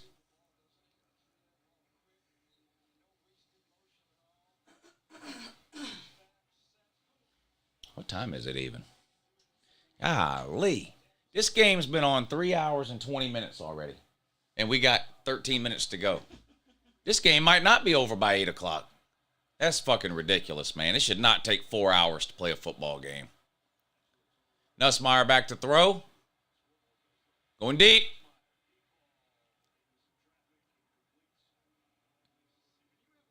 No flag there. That's incidental contact. Looks like their feet got tangled up there. 2nd and 10.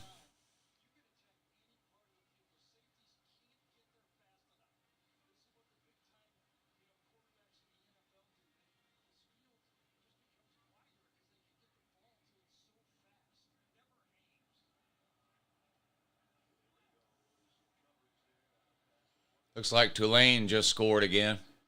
2nd and 10, LSU on the 35. 4 wide receivers. Nussmeier back to throw. In the pocket. Gets rid of it. Caught on a comeback route for about 6, maybe 7 yards. It's going to be 3rd and short now for LSU. Receiver caught that one falling down.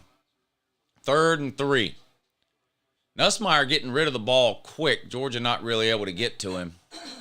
Back to throw. Good protection. Gets rid of it wide open in the middle of the field. Caught. I mean, just wide. Nobody within 10 yards of him. 1st and 10, LSU.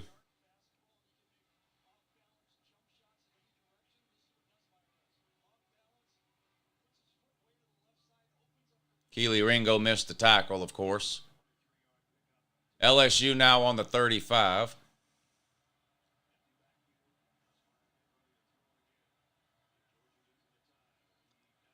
Caught. Tackle made right away. Just a short gain that time. A couple of yards. Another one of those comeback routes. Ringo looks like Ohio State DBs. Ringo can't tackle or cover one-on-ones.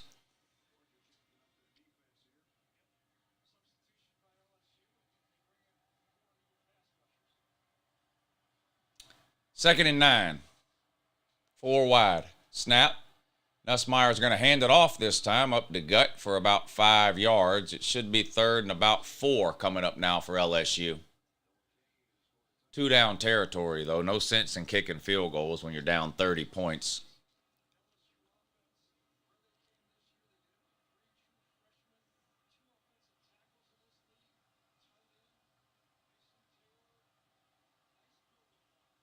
5 wide now. Nussmeier in the pocket, going deep towards the end zone. Intercepted. Christopher Smith. Christopher Smith just sitting back there playing center field. Nussmeier put too much air underneath that when Christopher Smith runs up underneath it. Intercepts it in the end zone. It'll be a touchback, Georgia ball at the 20.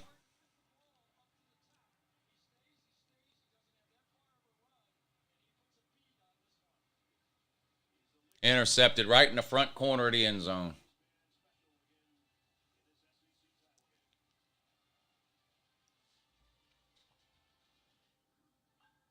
Georgia has to score again now, add to the blowout.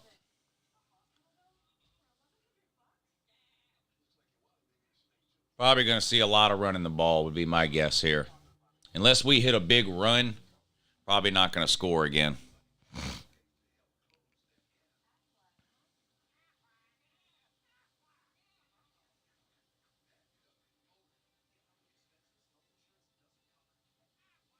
Let's get Staquavius to 300. What's he at now? I don't think you're going to see very many more passes from Stetson Bennett. I don't think you're going to see very many more throws today from Stetson Bennett. There's going to be a lot of running the ball now, I think. He's at 274 right now. Well, let's take a look at the stats for a second while we got some time to kill.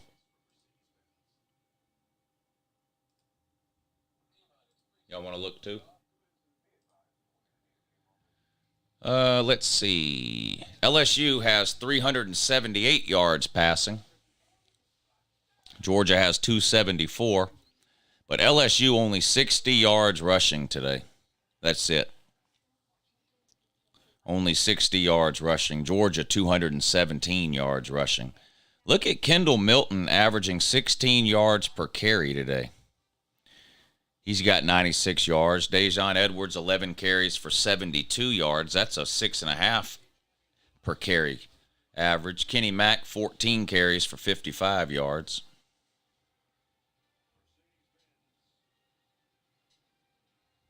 Brock Bowers, the leading receiver today, 6 catches, 81 yards. Ladd McConkey, 5 for 69. Got to check on him. I hope it's nothing serious with McConkey. Jack Saint, 3 for 47. Blaylock, 2 for 23. Nothing for A.D. Mitchell, although he has been in the game a lot, especially in the first half. I haven't seen him as much in the second half, but he did play quite a bit in the first half. Darnell with the 1 catch, 14 yards, and a touchdown. He also had a second catch, but it was on a 2-point conversion, so I guess that technically doesn't count as a catch.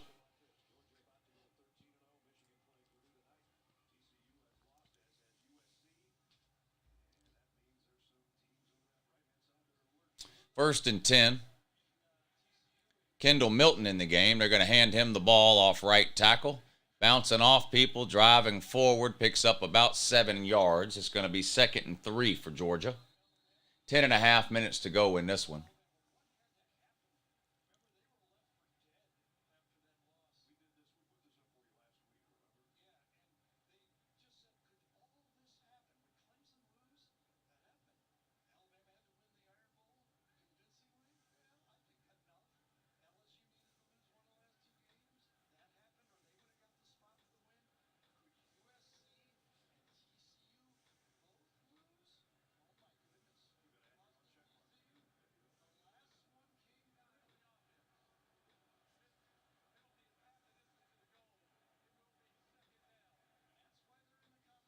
What was the penalty? Personal foul on Tate Ratledge? The hell did he do?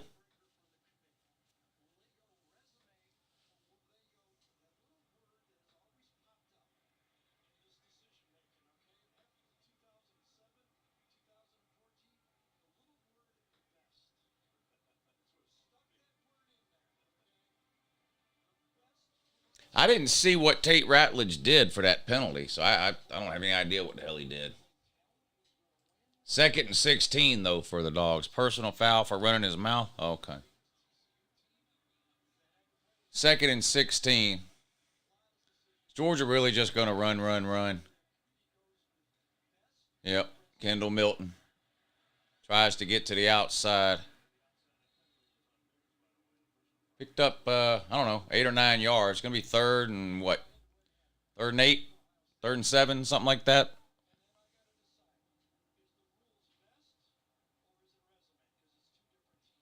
Oh, Gary Danielson is definitely a Bama homer.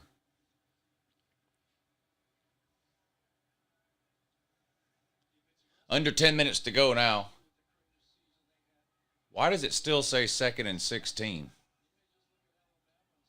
It was just 2nd and 16 on the last play, wasn't it? The hell's going on here?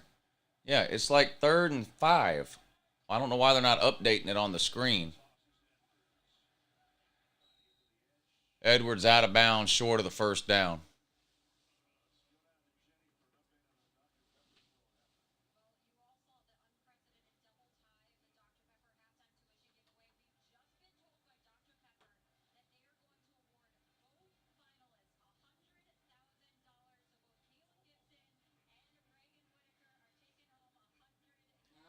I bet you they did that because it pissed people off.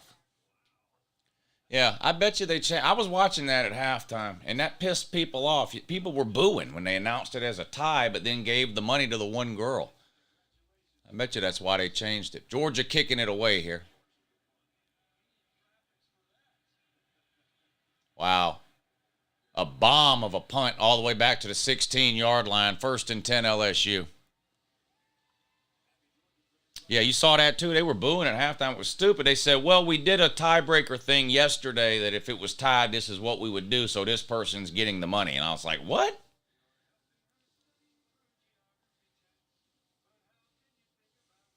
Didn't make no sense. Yeah, that didn't make no sense at all.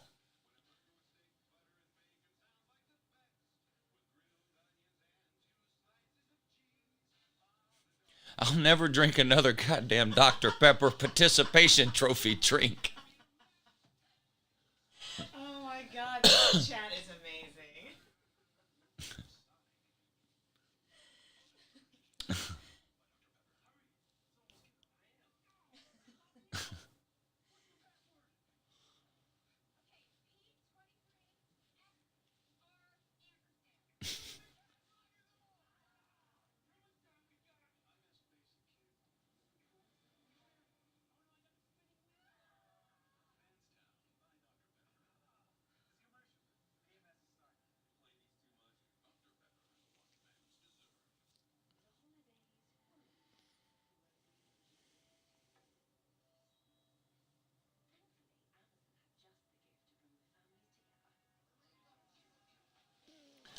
Christian, him, and Nestler are both Georgia haters. Now Dr. Pepper employees have to get one-ply toilet paper at work. Mr. Pibb would have done the right thing the first time. Leave Dr. Pepper alone. Leave Dr. Pepper alone!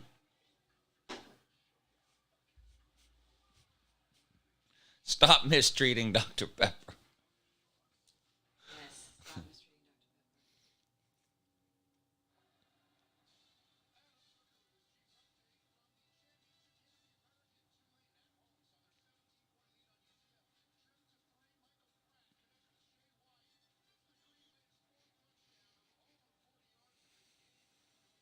Yeah, those Larry Culpepper commercials were good.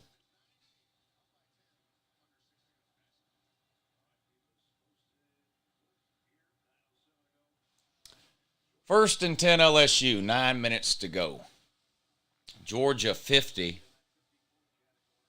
LSU, what, 23?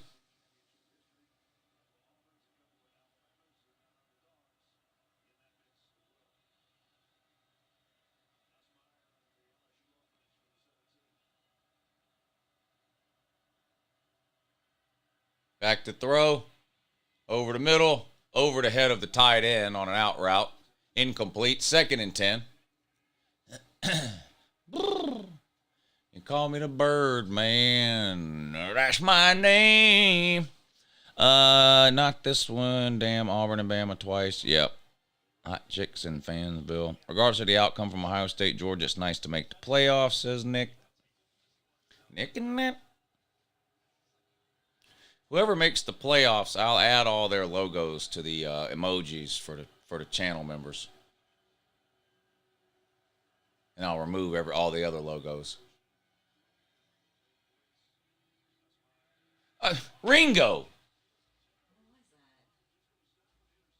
What is Ringo doing?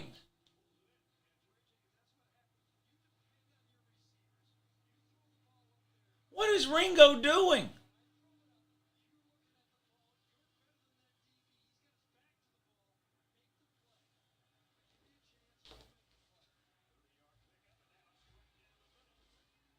Jesus.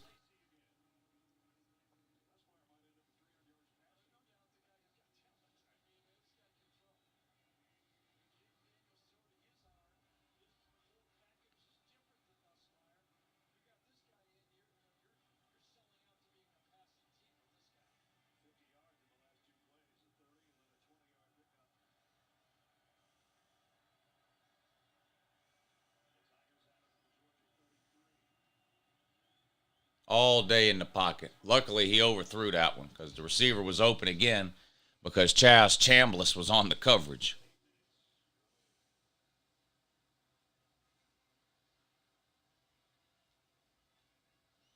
Ringo has not had a good game at all.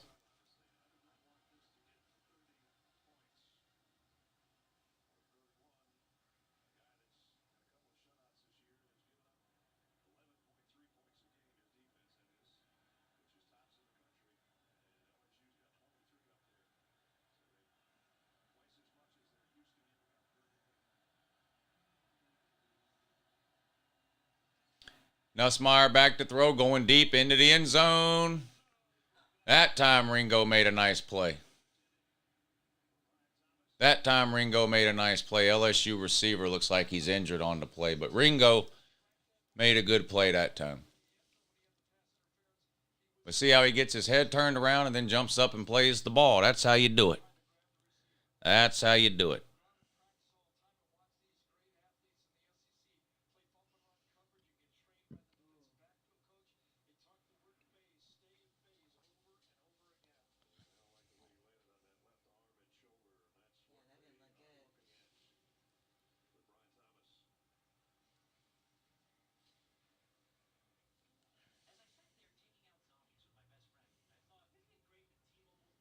Any Ohio State receiver would have made that catch.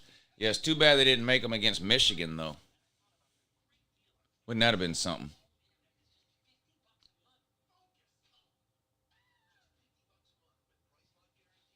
PayPal again?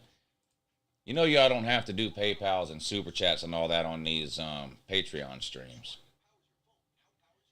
You know you're a Woo fan when you talk your family into dumping Hellman's for Dukes. Timely, since that's probably the bowl Bama will get in. Row damn tie. Well, congratulations on making the switch. You won't regret it. Dukes is so much better than mayonnaise. You'll wonder what the hell took you so long.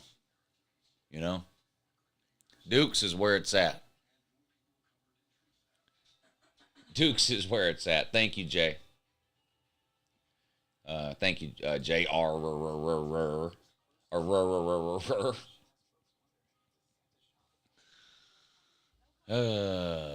Is Bama getting in over TCU? Oh, my God. We have been answering this question for a week. The answer has not changed. As many times as you ask me, I'm going to say the same thing. No, I don't think Bama's getting in over TCU. I've been saying it for 3 weeks. Nothing has changed in my mind. Lou, you have to be concerned with our lack of pressure. No, when we needed pressure in the first half, we had it. Plenty of it. That's why Jaden Daniels is no longer in the game. I've seen Georgia do this too many times in the second half.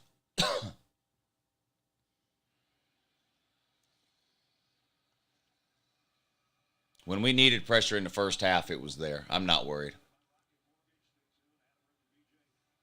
I'm really not even worried about all these passing yards LSU is getting in the second half.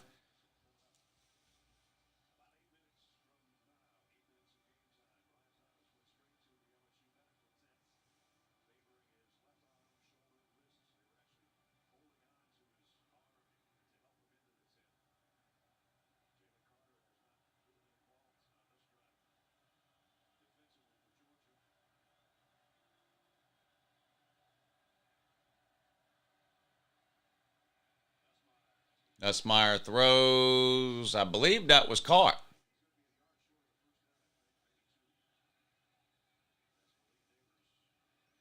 Gomer Pyle with the catch again. Oh, that ain't no catch. That's going to be overturned. That hit the ground. That's not a catch. Incomplete.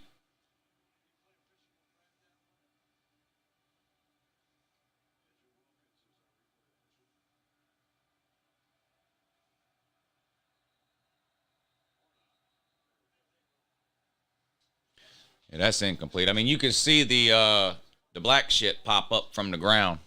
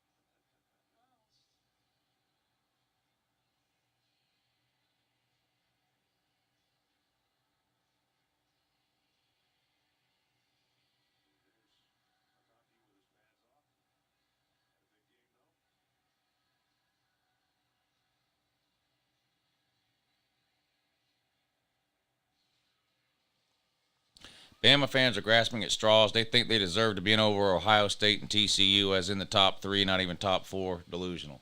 They don't deserve to be. They don't have a single good win, not one. And they have twice as many losses as TCU. They have twice as many losses as TCU, and they don't have a single good win. There's just no way they're getting in over TCU. It's that simple.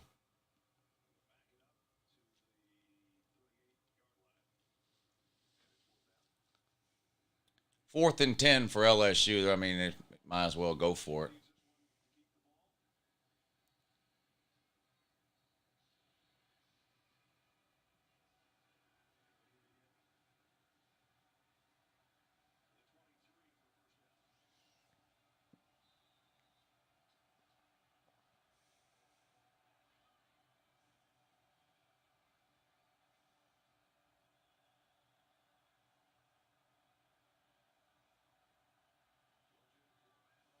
Under pressure. Gets loose. Throws into the end zone. Wide open. Keely Ringo again.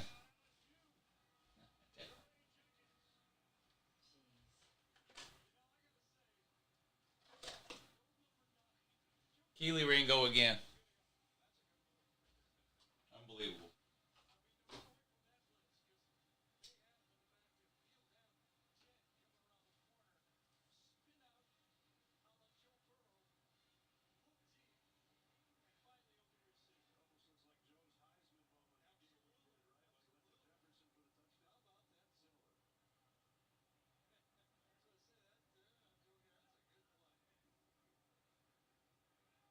Keely Ringo got burnt the fuck up again. This is the worst game I've ever seen Keely Ringo play. By far.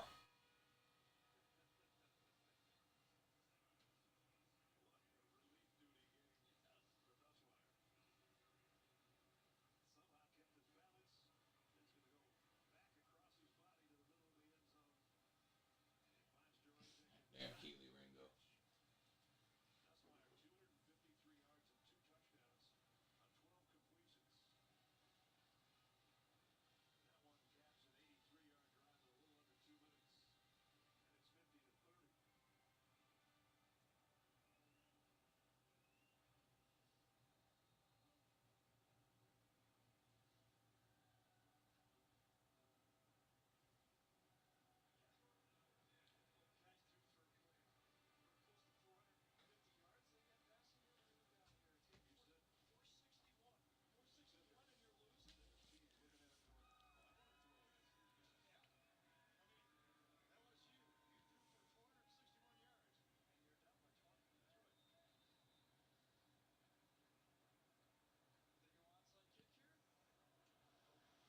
LSU kicks it deep into the end zone for a touchback.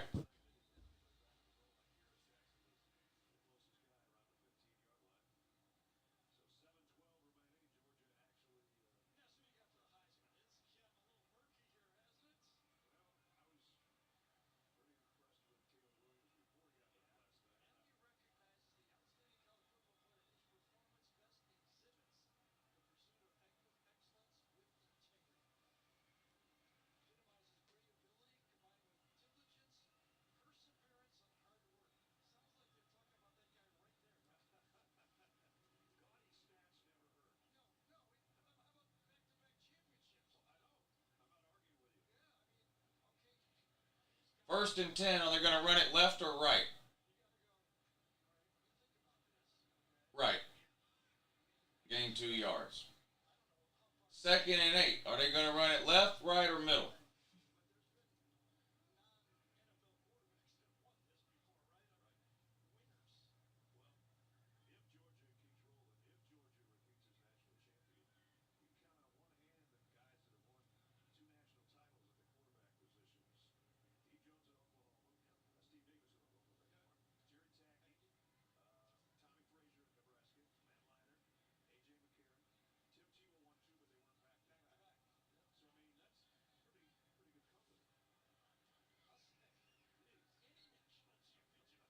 Second and 8.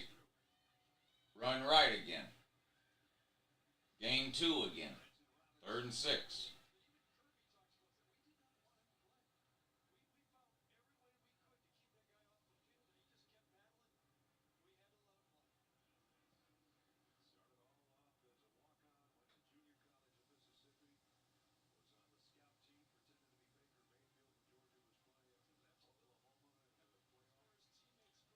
Left, right, or middle?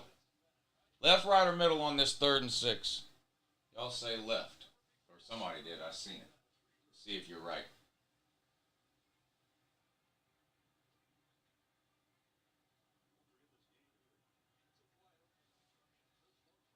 The answer is left. And he's going to be a half a yard short.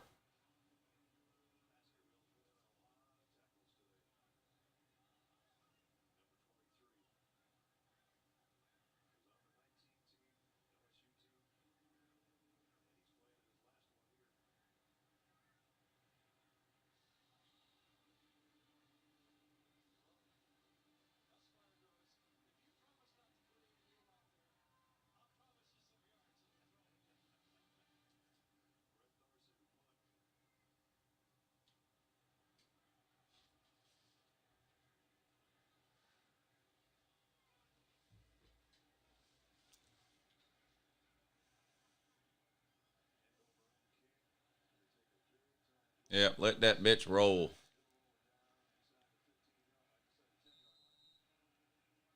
Inside the 10. First and 10 LSU at the about the 10-yard line. Anybody bet the over? Yeah, the over hit.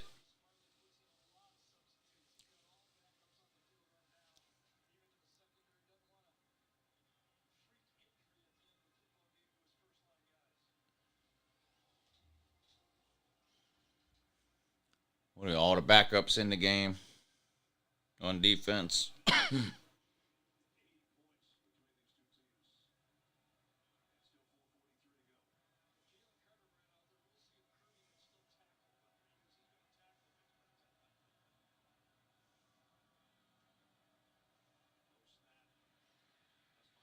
Musnire throws complete for another 25, 30 yards, whatever it is.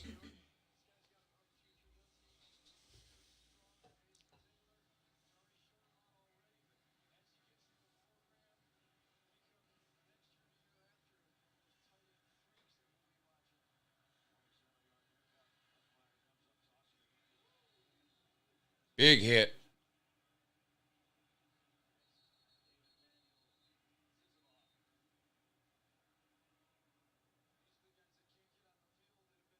Is that targeting? Looks like targeting.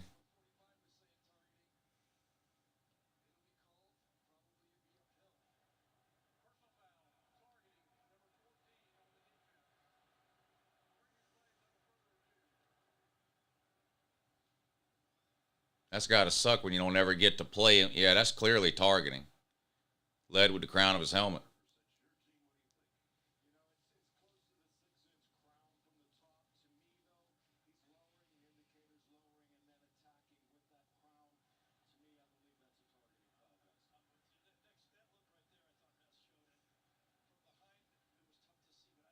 You don't never get on the field, and when you do, you get thrown out immediately for targeting.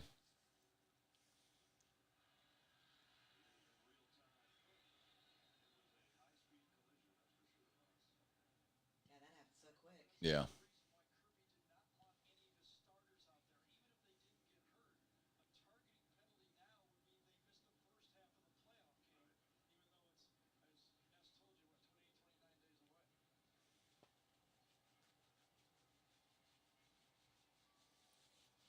He'll transfer to Florida.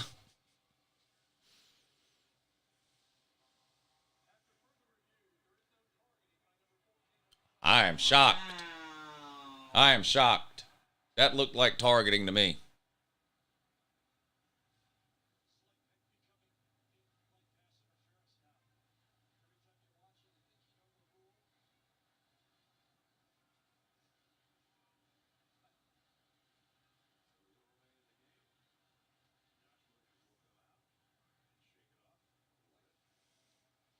Second and 7 for LSU on their own 40-yard line. 4:17 to go in the game. Is it 8 o'clock yet? Almost.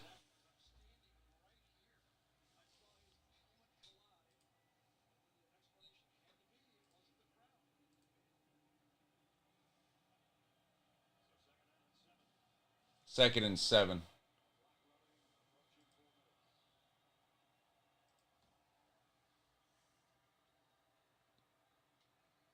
Back to throw again. Gets rid of it. Out of bounds. Nowhere to go with it. Just threw it away.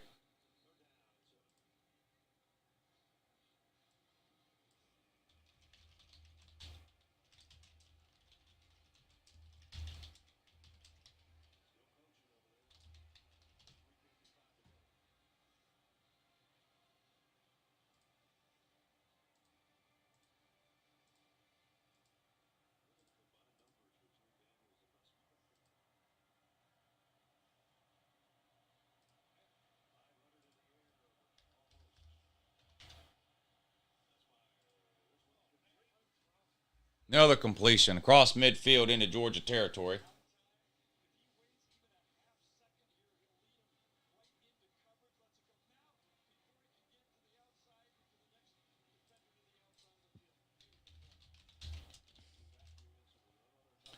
First and 10, 5 wide.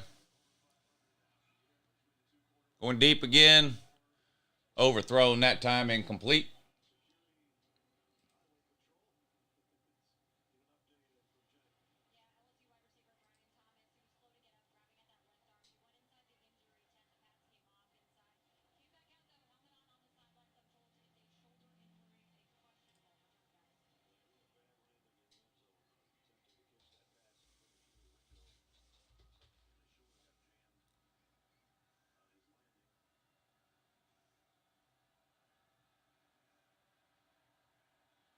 Second and 10, just inside the 50 on the Georgia 49. Georgia brings a blitz this time. Chasing Nussmeier. He has to throw it away. Incomplete. Out of bounds. Nussmeier went down that time.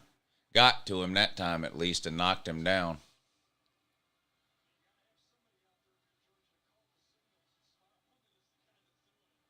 Third and 10 coming up for LSU. This drive matters if you bet the points on this game. Georgia was about a 17-point favorite. Right now they're up by 20 and they're covering. If LSU were to score another touchdown, then LSU would be covering the spread.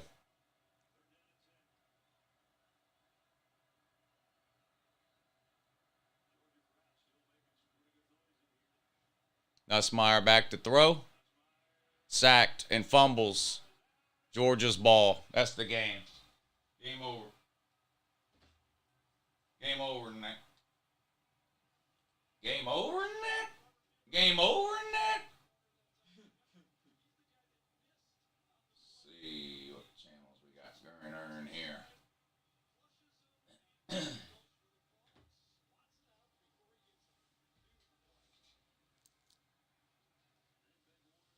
been game over since the first quarter. Definitely since the second quarter.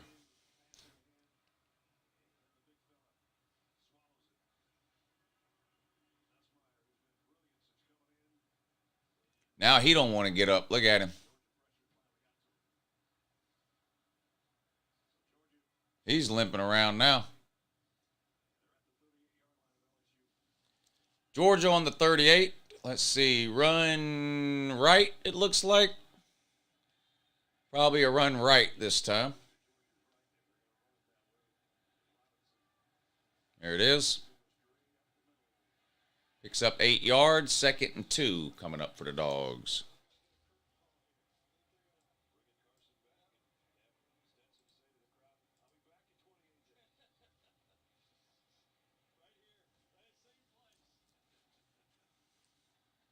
I'm going to go ahead and do the post-game video because I'm going to have to start the next stream as soon as this one ends.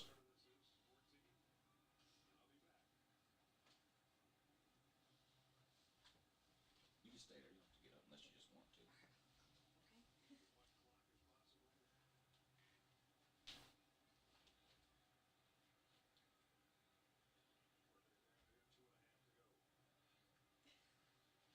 to. Hey, Tom, good morning. Good morning. Yeah, you see how she tells you good morning there? Boy, Georgia beat the absolute soul out of LSU and wins the 2022 SEC title, punches their ticket as the #1 seed into the college football playoffs. They'll be playing in the Peach Bowl in Atlanta on New Year's Eve at 8 o'clock against, well, I don't know, maybe Ohio State, maybe TCU. We'll find out. Maybe Michigan loses tonight. I don't know, and then we'll figure it out. But Michigan's in regardless, but Georgia's going to be the one. The 2, 3, and the 4 is going to be Michigan, TCU, and Ohio State. In what particular order, I don't know, but that's going to be your final 4. Georgia will be hosting a game at the Peach Bowl, 8 o'clock New Year's Eve. Georgia wins the game 50-30. Shout out to LSU though; they could have rolled over in this game. It was over at halftime. It was 35-10. Jaden Daniels couldn't go in the second half, got beat up some in the first half, and just wasn't able to go in the second half. Nussmeier comes in, and Nussmeier had a good second half. I mean, I'm not going to make excuses. LSU played a good second half. They threw the ball almost every single down, and Nussmeier had a lot of success throwing the ball, particularly on deep throws. Keely Ringo got burnt several times. Malachi Starks got burnt for a touchdown there where he went for an interception instead of trying to knock the ball down. And LSU played a good second half defensively. Georgia basically did the whole peekaboo keep away deal in the second half that they love to do anytime they have a significant lead, where they just, go into a turtle shell, basically offensively, vanilla game plan, a lot of running the ball. I don't think Georgia even attempted a pass in the fourth quarter of this game. It was just run, punt, run, punt. Georgia scored, 2 touchdowns in the second half. LSU scored 3. So, hey, LSU, you beat Georgia in the second half. You can probably have that printed up on a banner and fly it up over top of your corn dog stand that you call a stadium there in Baton Rouge. Anyway, there was never a doubt about this game. It was over in the second quarter. But like I said, in all seriousness, I'm not trolling. LSU could have rolled over and died in this game, and they didn't. They fought literally all the way to the end there. They had a turnover at the end. Garrett Nussmeier ended up getting a little beat up there in the fourth quarter. Georgia got some pressure on him. But so shout out to the Corn Dogs. I'm not going to talk a lot of shit here about it. I mean, Georgia was a huge favorite. They were favored by 17. They win by 20, so Georgia covered the spread. There'll probably be a lot of trolls talking about the second half or something, and oh my God, Georgia looked terrible in the second half. I'm not concerned at all. This is just what Georgia does when they get out to these leads. They change things up defensively. They go into more of a conservative defensive approach, trying to force teams to kind of drive down the field, that kind of thing. I'm really not concerned. Well, I won't say I'm not concerned at all. Ringo, some of what Ringo was doing today is concerning. I'm not going to lie. I'm a little bit concerned about him individually, but as far as the yards LSU had and all that, I'm not concerned. I mean, if you watch the game, if you've watched Georgia games, or if you watch football in general, when the game is over at halftime, this is just what teams do. LSU was in desperation mode, throwing 20 and 30-yard passes on every play, and they completed a bunch of them. And again, shout out to them for that. They could have given up, and they didn't. As far as that leading to any type of concern that I might have for Georgia, no, I don't. When the game was competitive in the first half, Georgia was up 35-10. that told me everything I needed to know. I do hope Ladd McConkey and Warren McClendon are okay. They both suffered knee injuries towards the end of the first half, and neither one of them played in the second half. And just knowing what I know about Kirby Smart, we're probably never going to know anything about Ladd McConkey or Warren McClendon until Georgia kicks off in the playoffs on New Year's Eve, because they act like every single injury, no matter how serious or minor, is some type of government nuclear secret. Speaking of nuclear secrets, it was good to see A.D. Mitchell get a lot of playing time today in the first quarter, or in the first half, and not just decoy stuff either. He ran some routes, they threw him some passes, he didn't catch any. They threw him one pass there in the end zone, he slipped and fell, so it was good to see him get in. Staquavius is back, which is good to see. Shout out to Staquavius. That's good news. I always want to see Staquavius, not Stetson. And in the first half in particular, we got Staquavius, and that was good. He looked a little shaky to start the third quarter. Georgia had a couple of 3-and-outs there. He had a really bad pass on a hitch route, which is literally the easiest pass in football to throw. He threw it just right at the guy's feet. But Georgia absolutely dominated in this game, and honestly, that's what they should have done. Like I said in the halftime video, Georgia was the best team in the country at the beginning of the season. They were the best team in the country in the middle of the season. They're the best team in the country now. And LSU is a good team. They're not great. And if you've been watching college football over the last few years, you already know there's a big difference in the world of college football between being great and being good, which is why you see so many blowouts in playoff games. A couple of good teams make the playoffs every year, and a couple of great teams make it. And the great teams blow out the good teams. That's what happened today between Georgia and LSU. A full 4 weeks, basically, to go until the playoffs start for Georgia. 28 days, I think, between now and New Year's Eve. So a lot of time to sort of break these games down, look at all the different matchups, talk about them a million different ways, and then we're going to have bowl games to both talk about and watch in the meantime.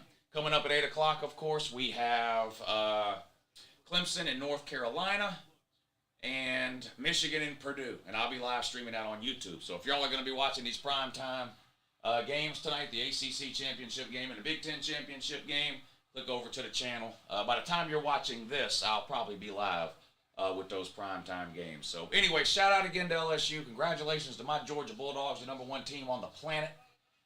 In the playoffs as number one seed. Peach Bowl, 8 p.m., New Year's Eve. Doesn't matter who we play, whether it's Ohio State, TCU, or Michigan. Doesn't matter to me. Georgia's going to beat whoever they play. They're just the best team. That was the case last year. It made you mad, but it didn't mean it wasn't true.